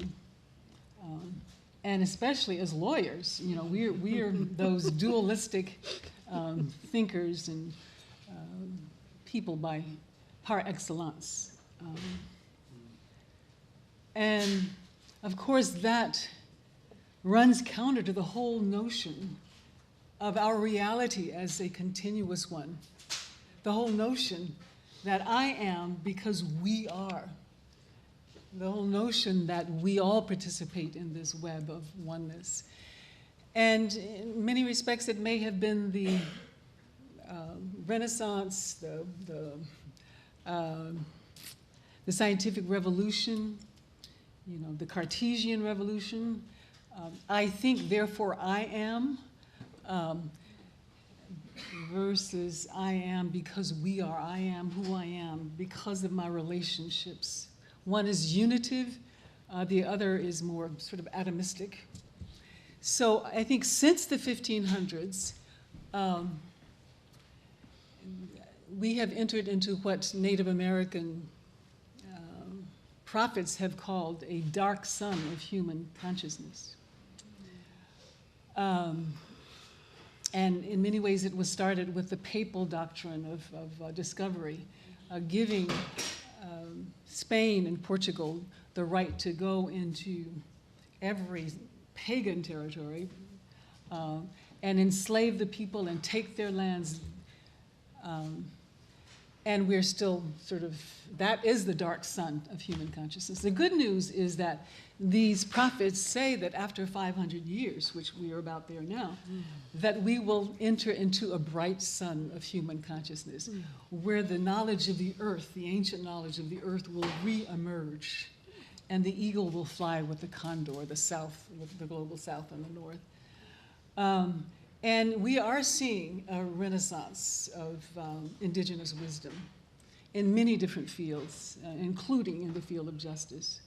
I think restorative justice is an example of that. So we're, yeah. I think you said something earlier about how we are being asked to reimagine who we are as human beings. We are being asked to, you might say, reinvent what it means to be human, to let go of those ways of being present to one another that bring discord and devastation, and to embrace ways of being present to one another that bring about healing.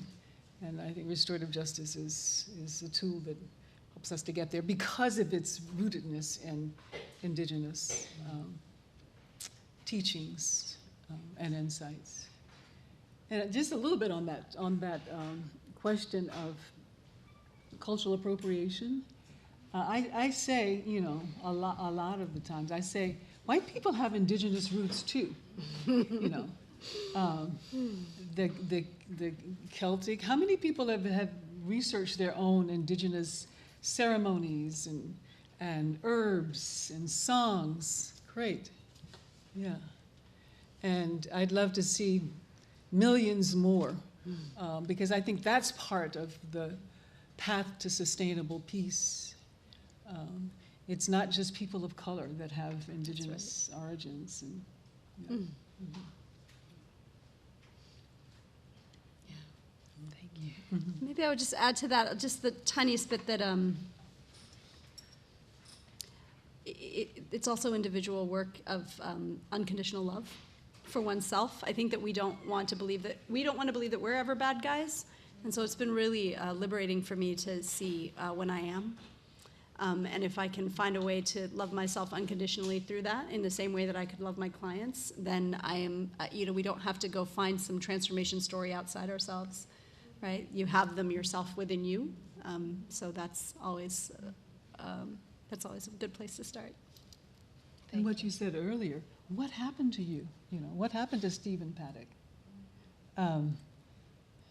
Harmed people go on to harm other people if they are not healed. And there's no bright line, and restorative justice gives us a gift in that way too. We see that there's no bright line separating person causing harm from person harmed. Some might say victim, offender. We don't use that language. Sujatha and I don't typically. There is no bright line. We know if you scratch just a little bit, just beneath the surface, you will find that this person who caused harm experienced harm, that the person we call the offender is a victim. And that, again, the unitive way of experiencing reality. There's just not all bad, all good, all right, all wrong. I love restorative justice because it challenges these splitting and fracturing ways of being present, of viewing our reality. And that ultimately is what leads to all of the devastation that we see all around us and the violence. Thank you. I think there's one all the way over there. Are we taking questions? Yes, so now, yes, we would like to. I have two questions. First, I cannot help but notice that the whole panel is women in a profession which during our lifetime, Sandra Day O'Connor was offered a job as a secretary when she graduated from Stanford. Is restorative justice disproportionately members of the alleged gentler sex. And my second question is, are there any people that aren't deserving of restorative justice? The child who kills kittens and puppies and grows up to be a serial murderer. Do we give him her restorative justice, or do we throw away the key and keep him in jail?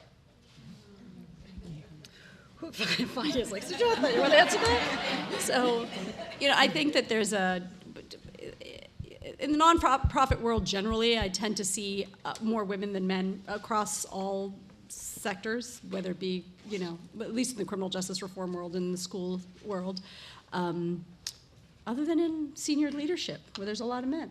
So we have these problems that we need to be working on in all of our fields. I do not believe that there is any out or a way that we can throw people to solve crime. There is no a way. There is nowhere to lock anyone up where we will solve it. I personally am an abolitionist. That doesn't mean that I don't believe that we have any purpose for punitive confinement. Let me be clear. There may be times when people need to be protected from themselves, and others need to be protected from them. But things like solitary confinement, throw away, lock away, throw them up, they're words that just make no sense. What we've seen is that it just doesn't work. And it's a slippery slope where we end up locking up a whole lot of people. So that's sort of where I sit with it. Youth incarceration is criminogenic. It increases the chances that you will to cause more harm when you're released. It'd probably be better if we just let all children get away with everything. I'm not kidding. Like this, there are studies that show that if we just let kids get away with it, that they would be less likely to commit future crimes than if we incarcerate them. Woo! So I'm hoping that my data on restorative justice isn't just because it's not incarceration, but that there's actually an additional benefit to restorative justice. And then I think in addition to that, that kid who's hurting puppies, you brought an image to my mind, and the squirrel was already dead when I did it, but I chopped off the tail of a squirrel when I was a child. I wanted to take it home because I wanted something soft to touch. So I just, it's who knows who these kids are and why they're doing what they're doing. Who knows who these adults are and why they're doing what they're doing. I would like to know. And I mean, that's that bottomless well of compassion can be challenging. Yes. Not saying it's easy. Yeah. And I also wanted to say that restorative justice is not a panacea. I don't want anyone to leave thinking that. We don't do restorative justice in schools, and we typically we don't do it in the justice system either, if the person causing harm refuses to take responsibility. Always. We just can't do restorative justice for those persons. We can't do restorative justice for a person who's really innocent, They need a trial so they can prove their innocence. That's exactly right. Restorative justice doesn't always work when people have very serious mental health problems that require a clinical intervention. So even though I think restorative justice can transform the way we think about and do justice, it is not a panacea that can be used all the time in all of the circumstances. And especially when a person causing harm refuses to take responsibility. Why would we bring a person who's been harmed into a circle with this person only to be harmed again by them? That's right. No.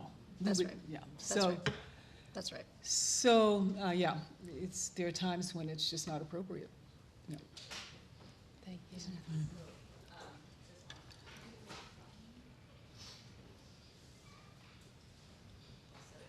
I'm a child and adolescent psychiatrist, and I work with adults too. I like to say I work with children of all ages.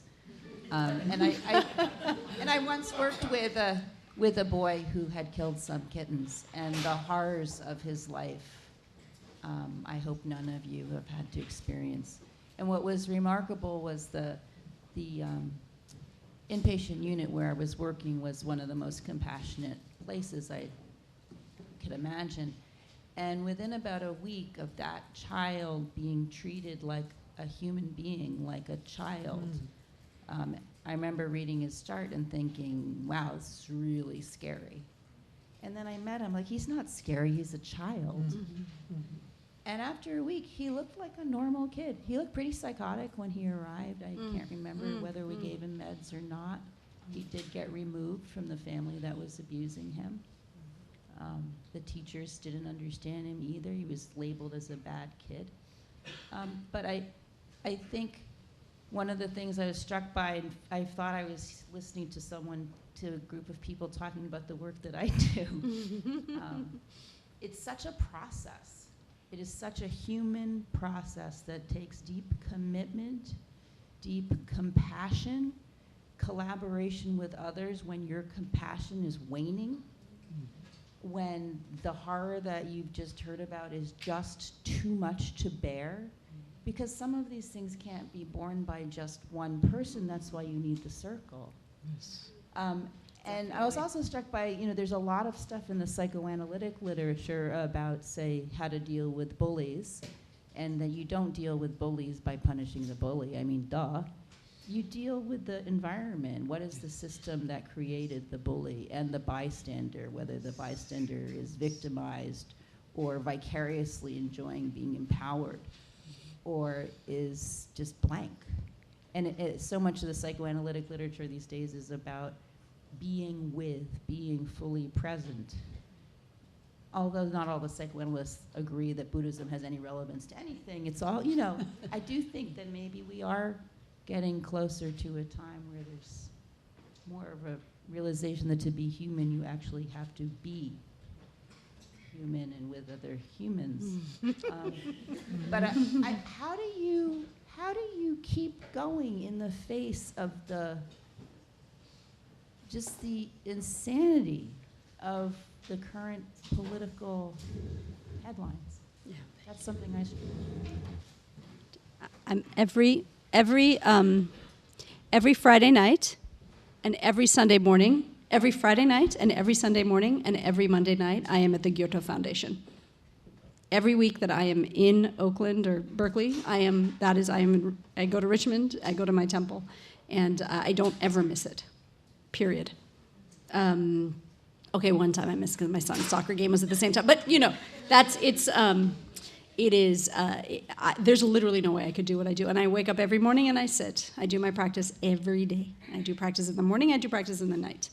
I've forgotten to do one of them, and I just went into your library and I did it before I started, right? So this is a requirement for me to do the work. I also, go on retreat. I surround myself with really hopeful people. That is one of the things that I have. I have people in my life who have a lot of needs, and then I have a handful of folks who are just super positive. My best friend is really, she lives in New York. I talk to her as often as possible because she's just a complete light at all times, and so I keep myself in contact with Moitri because she's a light. So that's another part of how I do it. You have to fill the well. You can only give as much as you have yourself to give, so.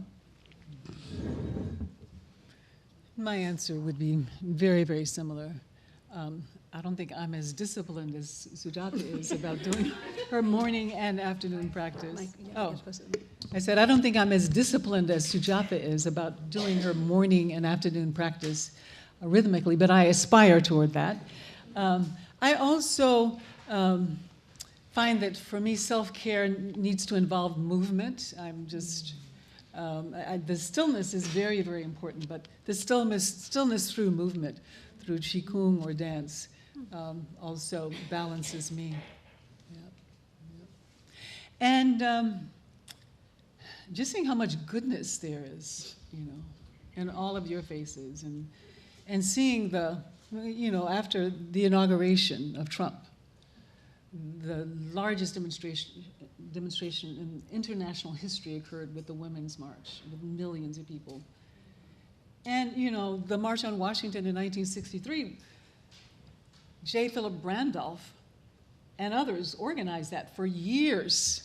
And there were 250,000. It was an historic march that changed history. This march it just kind of bubbled up.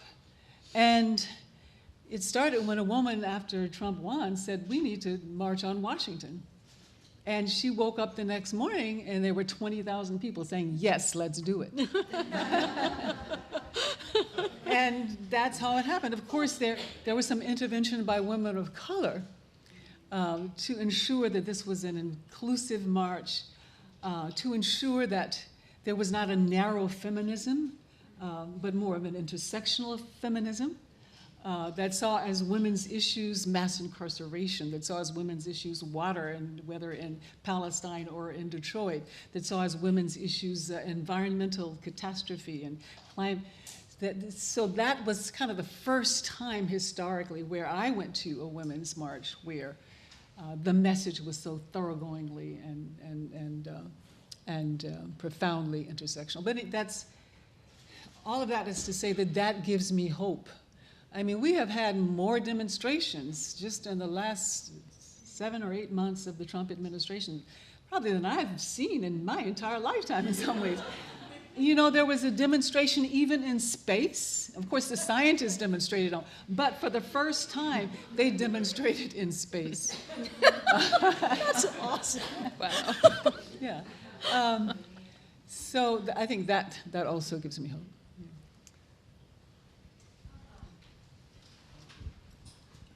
I'd like to offer a little. Like to offer a little restorative justice here to anger. I think anger. I part ways with you about the negative picture of anger, and to be very brief about it. Anger can be entirely destructive, but it also, there have been a lot of studies, and they are recorded in full in a book called Emotions in Conflict by a psychologist called Erin Halprin, to show that anger is expressed, when you can winnow it out from other emotions, by people who have hope for change. And I think anger can serve many positive functions. So that's one thing. And the other point I'd like to make is a little more complicated. My mother was an incredible verbal abuser of me throughout my life, or throughout her life, and until she died. And now I would love to understand her fully, but I grew to understand her quite well, and I am truly, most all the time, free of any anger at her in a negative way. I don't even have any kind of anger at her anymore. But I do not forgive her, because what the first speaker said in a comment, she never got to the place of actually apologizing, getting into a circle, so to speak, with me. So I am free. I understand as much as I can without having talked to her. And I'm grateful for all the transformation I've been able to go through. But it's not forgiveness. And I think that's a terribly important point that is not made. People speak about, advocate forgiveness without mentioning the absolute necessity, it seems to me, of the perpetrator who have entered the circle and be willing to acknowledge and apologize and so on. So that's it. Thank you thank you so much for, I don't think I'm live yet. There we go. Thank you so much for both of those things. And so I bit off way too much for the amount of time I had, and I think that so I'm going to disagree with the fact that I'm going to agree with your disagreeing with me. How's that? And had I more time, I would have certainly spent saying anger gets a bad rap, and even His Holiness is very clear about different types of anger that we experience and the value of anger. And I just remember one of the most important parts of reading The Courage to Heal, and seeing that anger is the backbone of healing. And I was like, well, I'm allowed to be angry, right? So I think that it's really important, and that there are injustices about which anger is a completely natural response. It is self-protective. There are many good things about it. I think in thinking about forgiveness for myself, that it is an individualized path to forgiveness, right? And that I feel that almost everything that's been written about forgiveness is prescriptive and says it's the right answer. And so I just got a fellowship to work on a book, and I'm so excited about it because I'm going to definitively be saying that is not the case, right? That forgiveness is something that we grapple with, that it's good for some folks, that other people say they didn't need to forgive, and we shouldn't pathologize them as not fully healed. And again, it's why I want to really reiterate that, particularly in spaces of restorative justice, that it is never a prerequisite for participation or an expected outcome. It doesn't even mean the same thing to most people, right? And so, of course, I'm spending time trying to come up with like a really precise definition, and it's not working out very well, but I just want to really thank you for those comments. So thank you so much. And thank you for sharing so openly and being so vulnerable. Yeah. It's the kind of thing that happens in circle, but doesn't usually happen in audiences. So thank you.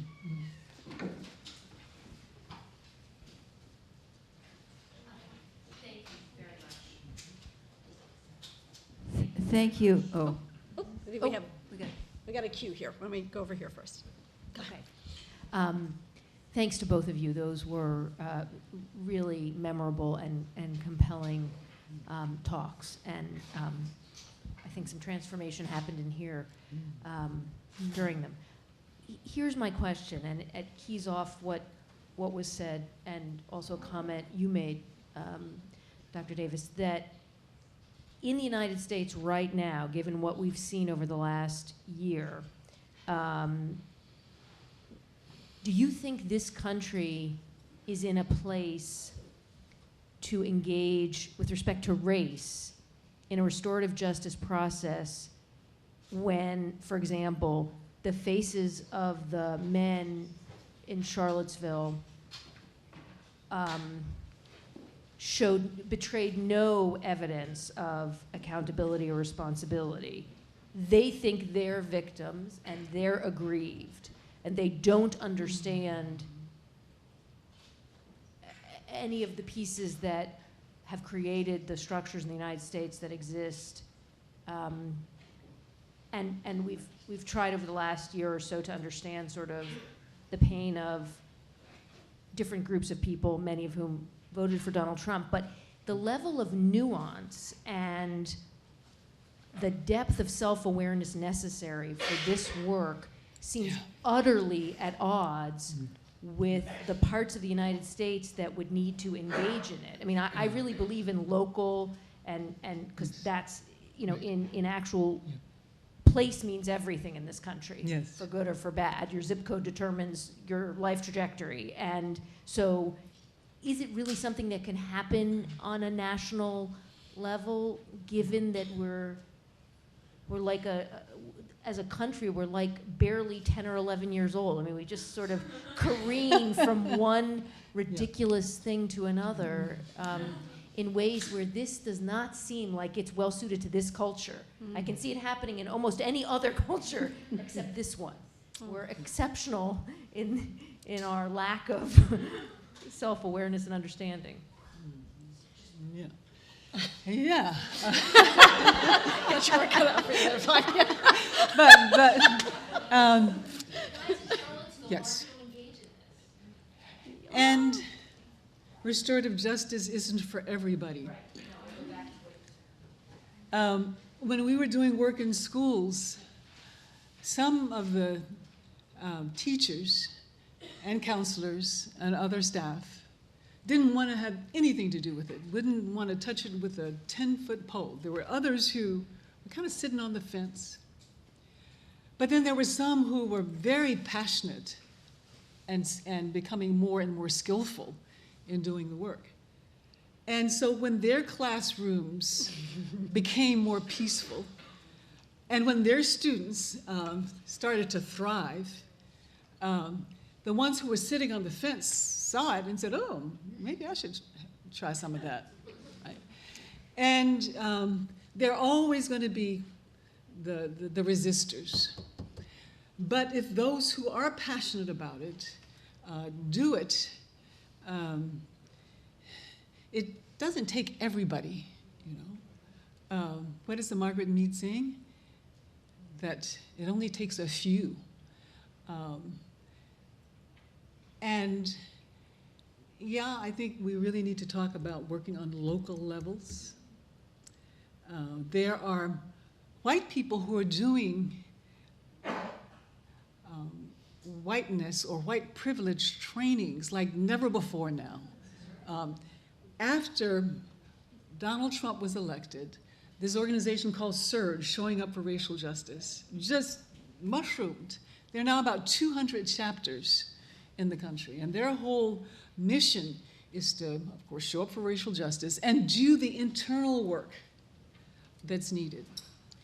Now, we talked earlier about how a person causing harm isn't ready to come into a circle, into an encounter with the person that they have harmed, whether we're talking about historic harm or present-day harm. So white persons get to do their own work, and we are developing restorative justice trainings for white people to do that. We found that in the racial justice whiteness trainings that happen, there's this oppositional, sort of hostile approach, which we carry over from our oppositional approaches as social justice activists. There's no, in many of us, and I'm one of the first, I didn't have a healing bone in my body for a long time. I was angry, angry at white people, angry at capitalists, angry at male chauvinists. And so, when this anger happens, and when white people are being trained and they become defensive, they shut down, and they're not able to really confront their own internal white privilege, and things go south. So what we're doing is we're developing whiteness trainings that can occur in more safe circle spaces and affinity spaces. I mean, if black people and people of color want to come into those circles, they're welcome. But typically these are affinity spaces to get white people ready to come into these circles. Because if they're not ready, not only will they shut down and feel like they're being accused and not do their work, but people of color in the room will start to have to comfort them. That's the white fragility thing. Here we go again, For centuries, that's what we've been doing, taking care of white people. So this kind of work, I think it's very important that we're doing these restorative justice whiteness trainings, trainings to unlearn white privilege and get white people ready. And it still might not be enough for a white Citizens Council person from Charlottesville. But a lot of people are beginning to do this, and it gives me hope. So that was exactly what I was going to talk to you and ask you about, and to say that Surge Boston is doing this work and is trying actually to bring the work of healing and ritual into the activism. Yes. And so that it's not just social justice activism Right. born out of a sense of the horrors of what has been wrought in the name of whiteness, but that actually there's a beginning of understanding of what people who are white gave up to become white and to become supremacists. And part of what people gave up was a sense of our own humanity and our own relationality. That's right. And so Surge Boston is actually trying to do those practices to kind of restore the internal humanity. And so, I mean, it's just what you were saying, Yeah. that the ability then, the kind of movements that perhaps we can join in have a different quality Right. than some of the hate-oriented, in a sense. I mean, some of the ways of creating movements which actually don't have the notion of our interconnectedness at its root. Yes. So it's deep. I do think this notion of hurting people does get intertwined with white supremacy, which isn't necessarily, I mean, it's being hurt in the sense of having given up our humanity to be supreme, but it's learning. Do you know what I mean? It's not like it's a different kind of trauma than the individual person who kills puppies, but it is the kind of training that enables us. I mean, people have said recently, what do you suppose it took to become slave owners? What did people have to do to their own souls in order to carry that out? And then how do we begin to heal it? So it's just...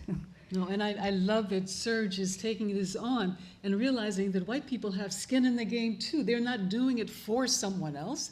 They're not saving another race, you know. And to me, I even don't think of them as allies because it's their work too, you know. Yeah, it's not like they're helping somebody else, helping themselves. And I'm so glad that Serge is taking this whole thing on. And you're so right. We know from trauma research that there's such a thing called vicarious trauma.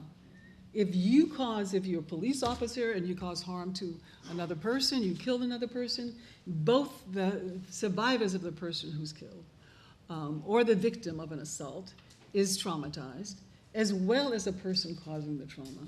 Right, in the piece, though, of not seeing your own, I don't know, there's a way in which it's sort of restoring your sense of your own internal goodness to give up this place about supremacy. Yeah, and I can't help but say that Serge is really walking the path of warrior and healer. You know, as warrior, I was only interested in harming others who were harming me. As warrior and healer, we do both.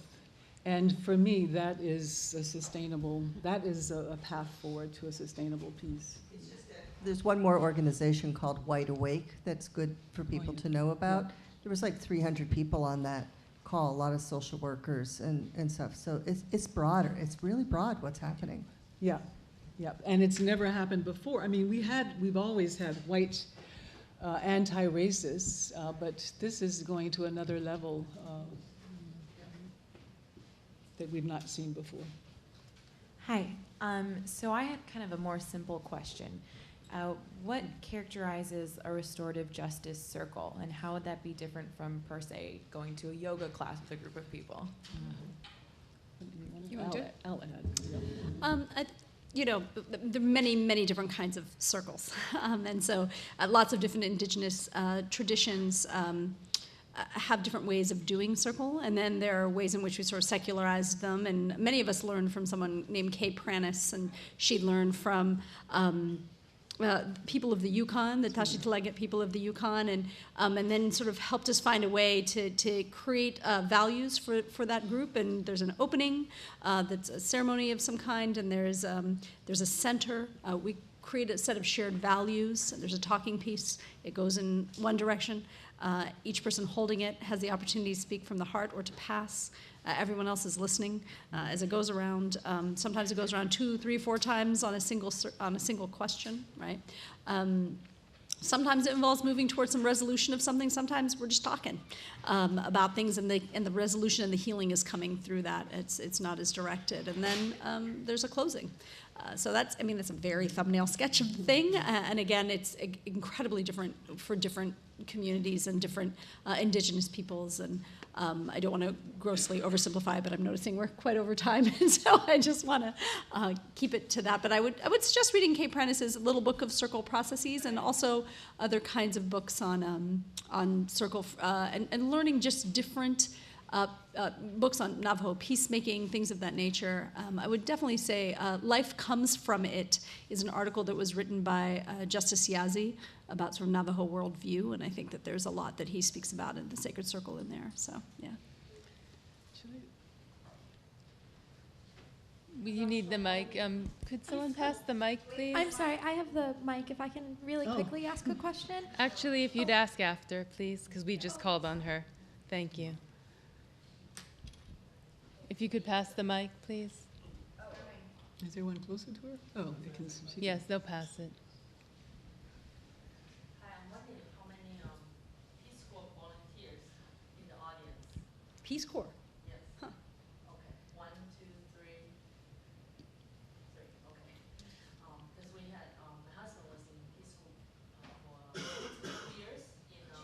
Is it mic working? I don't know if it's working. Is it on? He was in Peace Corps in Uzbekistan for 2 years, from Michigan, Midwest, and he told me a lot of school community and society, stories when he was there and how they resolve conflict. And in Central Asia, it's a very special place, and it's kind of, they have people from Xinjiang in Uzbekistan, so that's part of China, and they have Turkish roots, and then they have also the Europeans there. So sometimes we share about how different cultures resolve conflict at home, in community, and also as a whole in their society. So what's your take in terms of cross-cultural understanding, and how do you educate people who don't understand? Because if they don't understand something, they don't trust, and that kind of relationship sometimes it really depends on trust and understanding. And sometimes like in the family education in the US, we help with the early childhood education advocate and also family advocate for cross-cultural family, like half American, half Chinese family, or half like half a half family. Sometimes kids like a mutt. So in those cross-cultural, multicultural family, if you have someone who coming from a single cultural background to counsel them, sometimes things can get worse and worse, and not become worse before it becomes better, but it just keep getting worse and worse. That's what I have witnessed in some of the families and communities. So sometimes we do education on family education. So I would like to hear from each of you about that, thoughts. And even in China, there's 56 minority languages. So if you say I'm Chinese, but I'm from Hunan, China, that's also very different culture than someone from Beijing or Shanghai. And the dialect is different. So Mandarin, it's a main language, but each province had their own languages.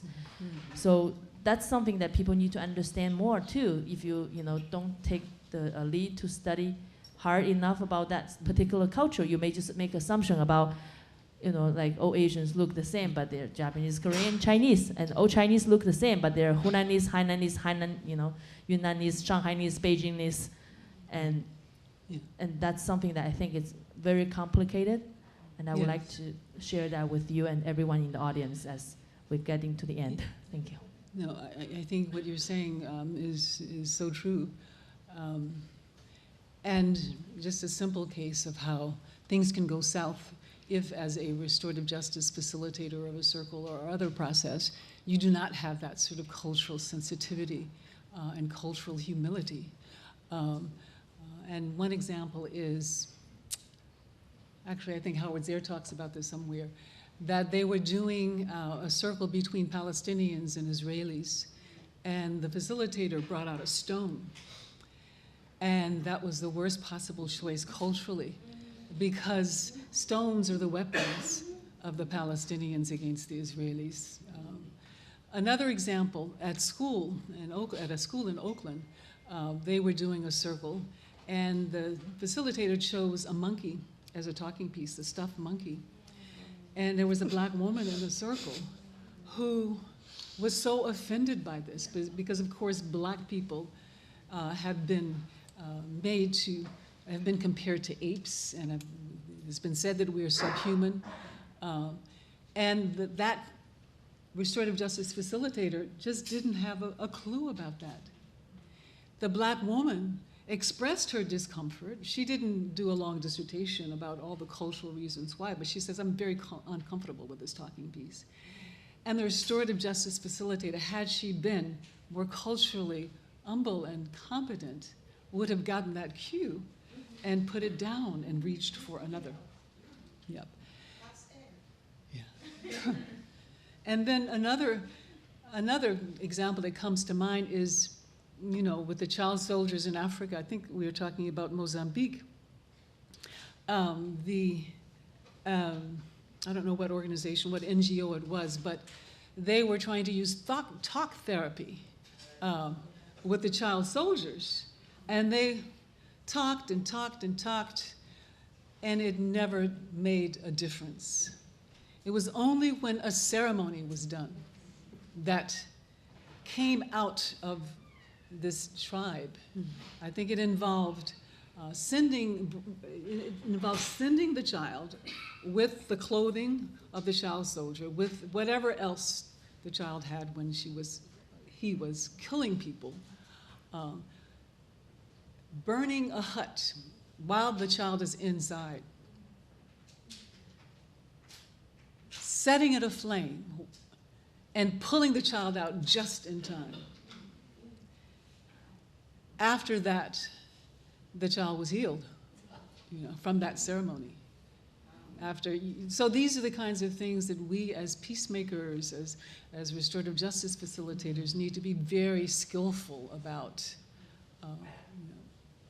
Yeah, there's a lot of international students now in Boston, and then we sometimes have to, help them. So I think talking about the peace and community, and the international students is a big group right now in the communities. I think there's a lot of training needed for professors and teachers. True. Actually, so I must say that we do need to wind down now because our time is coming to an end. I would like to just say one thing or pose one final question, which is you mentioned about the warrior, and I noticed that when you mentioned that we need to have the warrior and embrace that and embrace the healer as well, when you actually described what you meant by the warrior, one of the things that I really heard was seeking transformative change of systems, a relentlessness in seeking that change. It wasn't a warrior against a person, another human being, or a group of human beings. So that's very different. So thinking about ecosystem, we often discuss here, I know Dean Hempton and many others in Religions and the Practice of Peace, we have to say,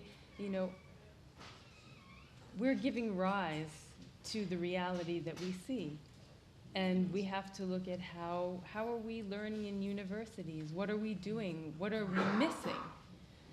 Because we're giving rise to many of the people who become leaders, who shape institutions, who shape the patterns of relationships. So do you have any kernel of advice for us? Where do you see a leverage point of transformation, because we're here and we have the opportunities to do that, that could make a big difference? Well, first on the warrior, thank you for that clarification. When I use the warrior term, I mean it in the sense of the warrior sage or the spiritual warrior, not the oppositional, militaristic, hostile valence of that word. And I think I use this term because to stand up against juggernauts of genocide and racism and racial terror and systems of harm, we have to be brave, We have to be strong and have a lot of heart and a lot of courage. We also need to have a lot of heart and courage when it comes to dealing with our own internal challenges. So thanks for making that clarification. Kind of like the Maasai, the fierce, mighty, fabled Maasai warrior. Their greeting is Kaseri and Njera. How are the children? They're always asking about the children, the most vulnerable. And I think that's the second question. How do you bring the warrior and the healer into the curriculum? And how do you build on the removal of the Harvard family shield? Because it was a family shield of a slave owner and a slave trader. What more do you do? What more do you do other than renaming buildings after the slaves? Developing curricula that tells the truth about slavery and about genocide. And we just, in 400 years, we've never done that. In Germany is a possible role model. They have completely overhauled their curriculum to tell the truth, unflinchingly, about the Holocaust. I mean, they didn't have to deal with 400 years like we do. But the curriculum is really amazing. Every year, teachers have to go back to school to learn to teach it in better and better ways. The children are required to go to all of the memorials in the country, and there are thousands of them. That's the other thing that we can learn from. The Stoppelstein, stumbling stone memorials that dot the landscape of all of Europe. I think there's 60,000 now in Europe. To remember, to commemorate those who were lost to the Holocaust. There are also lots of museums. The camps are now, monuments to healing. And so developing these kinds of curricula and doing research about, these kinds of memorialization initiatives, supporting people like Brian Stevenson are all things that I think that can be done. Thank you. Mm-hmm. I would say that what are the institutions that the Divinity School influences? And I would say the religious institutions, right?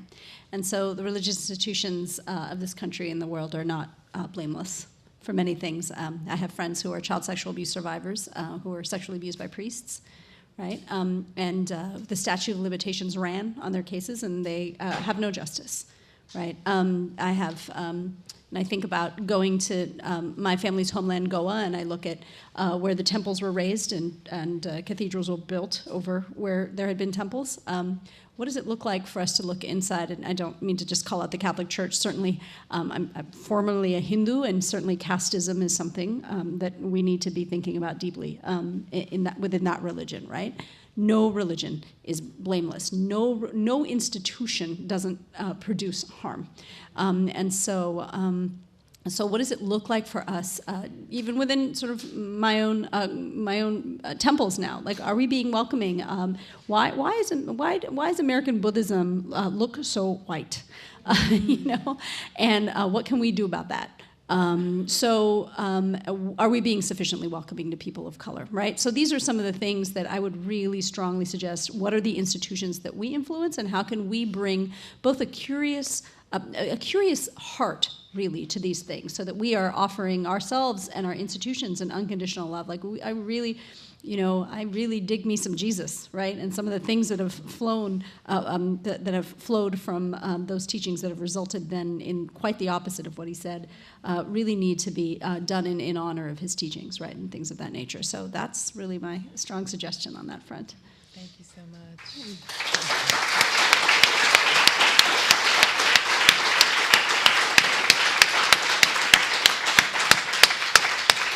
So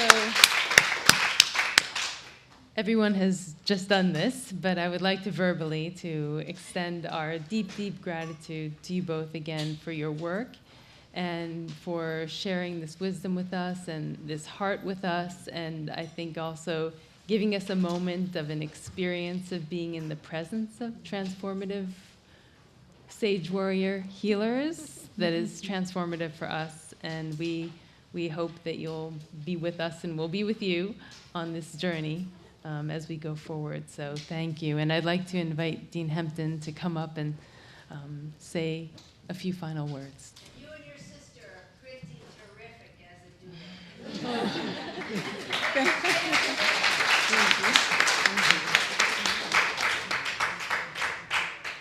Yeah, I'd just like to add my thanks to our great presenters and moderator who stepped in at the last moment. Thank you all for really a very stimulating and deeply moving presentation.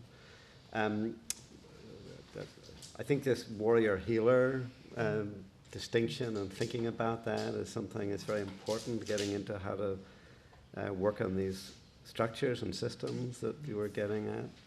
I think the phrase that you mentioned about mass incarceration being criminogenic, and the book that you mentioned by Brian Stevenson, the Just Mercy book, which shows just how it can work, I think is something to be thinking hard about. And the school systems as pipelines and how to disrupt those pipelines. I'm tremendously encouraged by those statistics that, because it's, one of the arguments that's easily brought against some of the things said tonight is that, well, it's soft or it's flaky or it's not going to work or and to have that kind of, I mean, as you were saying, even people sitting on the fences seeing it, this really did make a difference and therefore worth pursuing. And then finally, this question about what happened, not just in individual cases, but I certainly felt that, growing up in Belfast when things really started to deteriorate in the late 1960s, early 1970s, and, people burning, each other's neighborhoods and a kind of confessional cleansing going on. Like, what happened, to produce that degree of anger and animosity and retribution. So that can work on, not just, individual levels, but I think in more systemic national and, issues as well. So anyway, thank you for opening all of those things up for us. Just a few closing announcements, and I'll try not to keep you too long, but if you're not yet familiar with the excellent relevant work of the programs that co-sponsor tonight's event, please be sure to check out the Charles Hamilton Houston Institute for Race and Justice at the Law School, the Prison Studies Project, and the Transformative Justice Series at the Harvard Graduate School of Education. We're really eager to build these partnerships with the other graduate schools at Harvard. Yeah. RPP will be co-sponsoring 3 other public events this month, including on October 19th and 20th, a conference on Christianity, race, and mass incarceration. On October 24th, there will be a talk on victim protection and transitional justice in El Salvador. And on October 30th, a film and discussion on the Bears' Ears in Utah and the successful effort of a coalition of Native American tribes to protect this territory that they consider sacred by having it designated a national monument. So please do put those events in your diary. If you haven't yet done so, be sure to join the RPP mailing list to receive announcements of these and future events. And if you learn of events on religions and peace at Harvard or in the local area, please email us the link so we can put it up under our upcoming events on our website. If you're a Harvard student, faculty member, staff member, or alum, we hope you'll consider joining our emerging One Harvard Sustainable Peace initiative, which we'd love to see grow, and drop into some of the university-wide conversations we'll be hosting this year. So, as ever, after our RPP Colloquium sessions, we have a reception with tea and refreshments in the lobby to give everyone an opportunity to continue the conversation, make connections, make peace with one another. So please stay on for that if you can. So many thanks to all of you, but a very special thanks to our 3 wonderful panelists.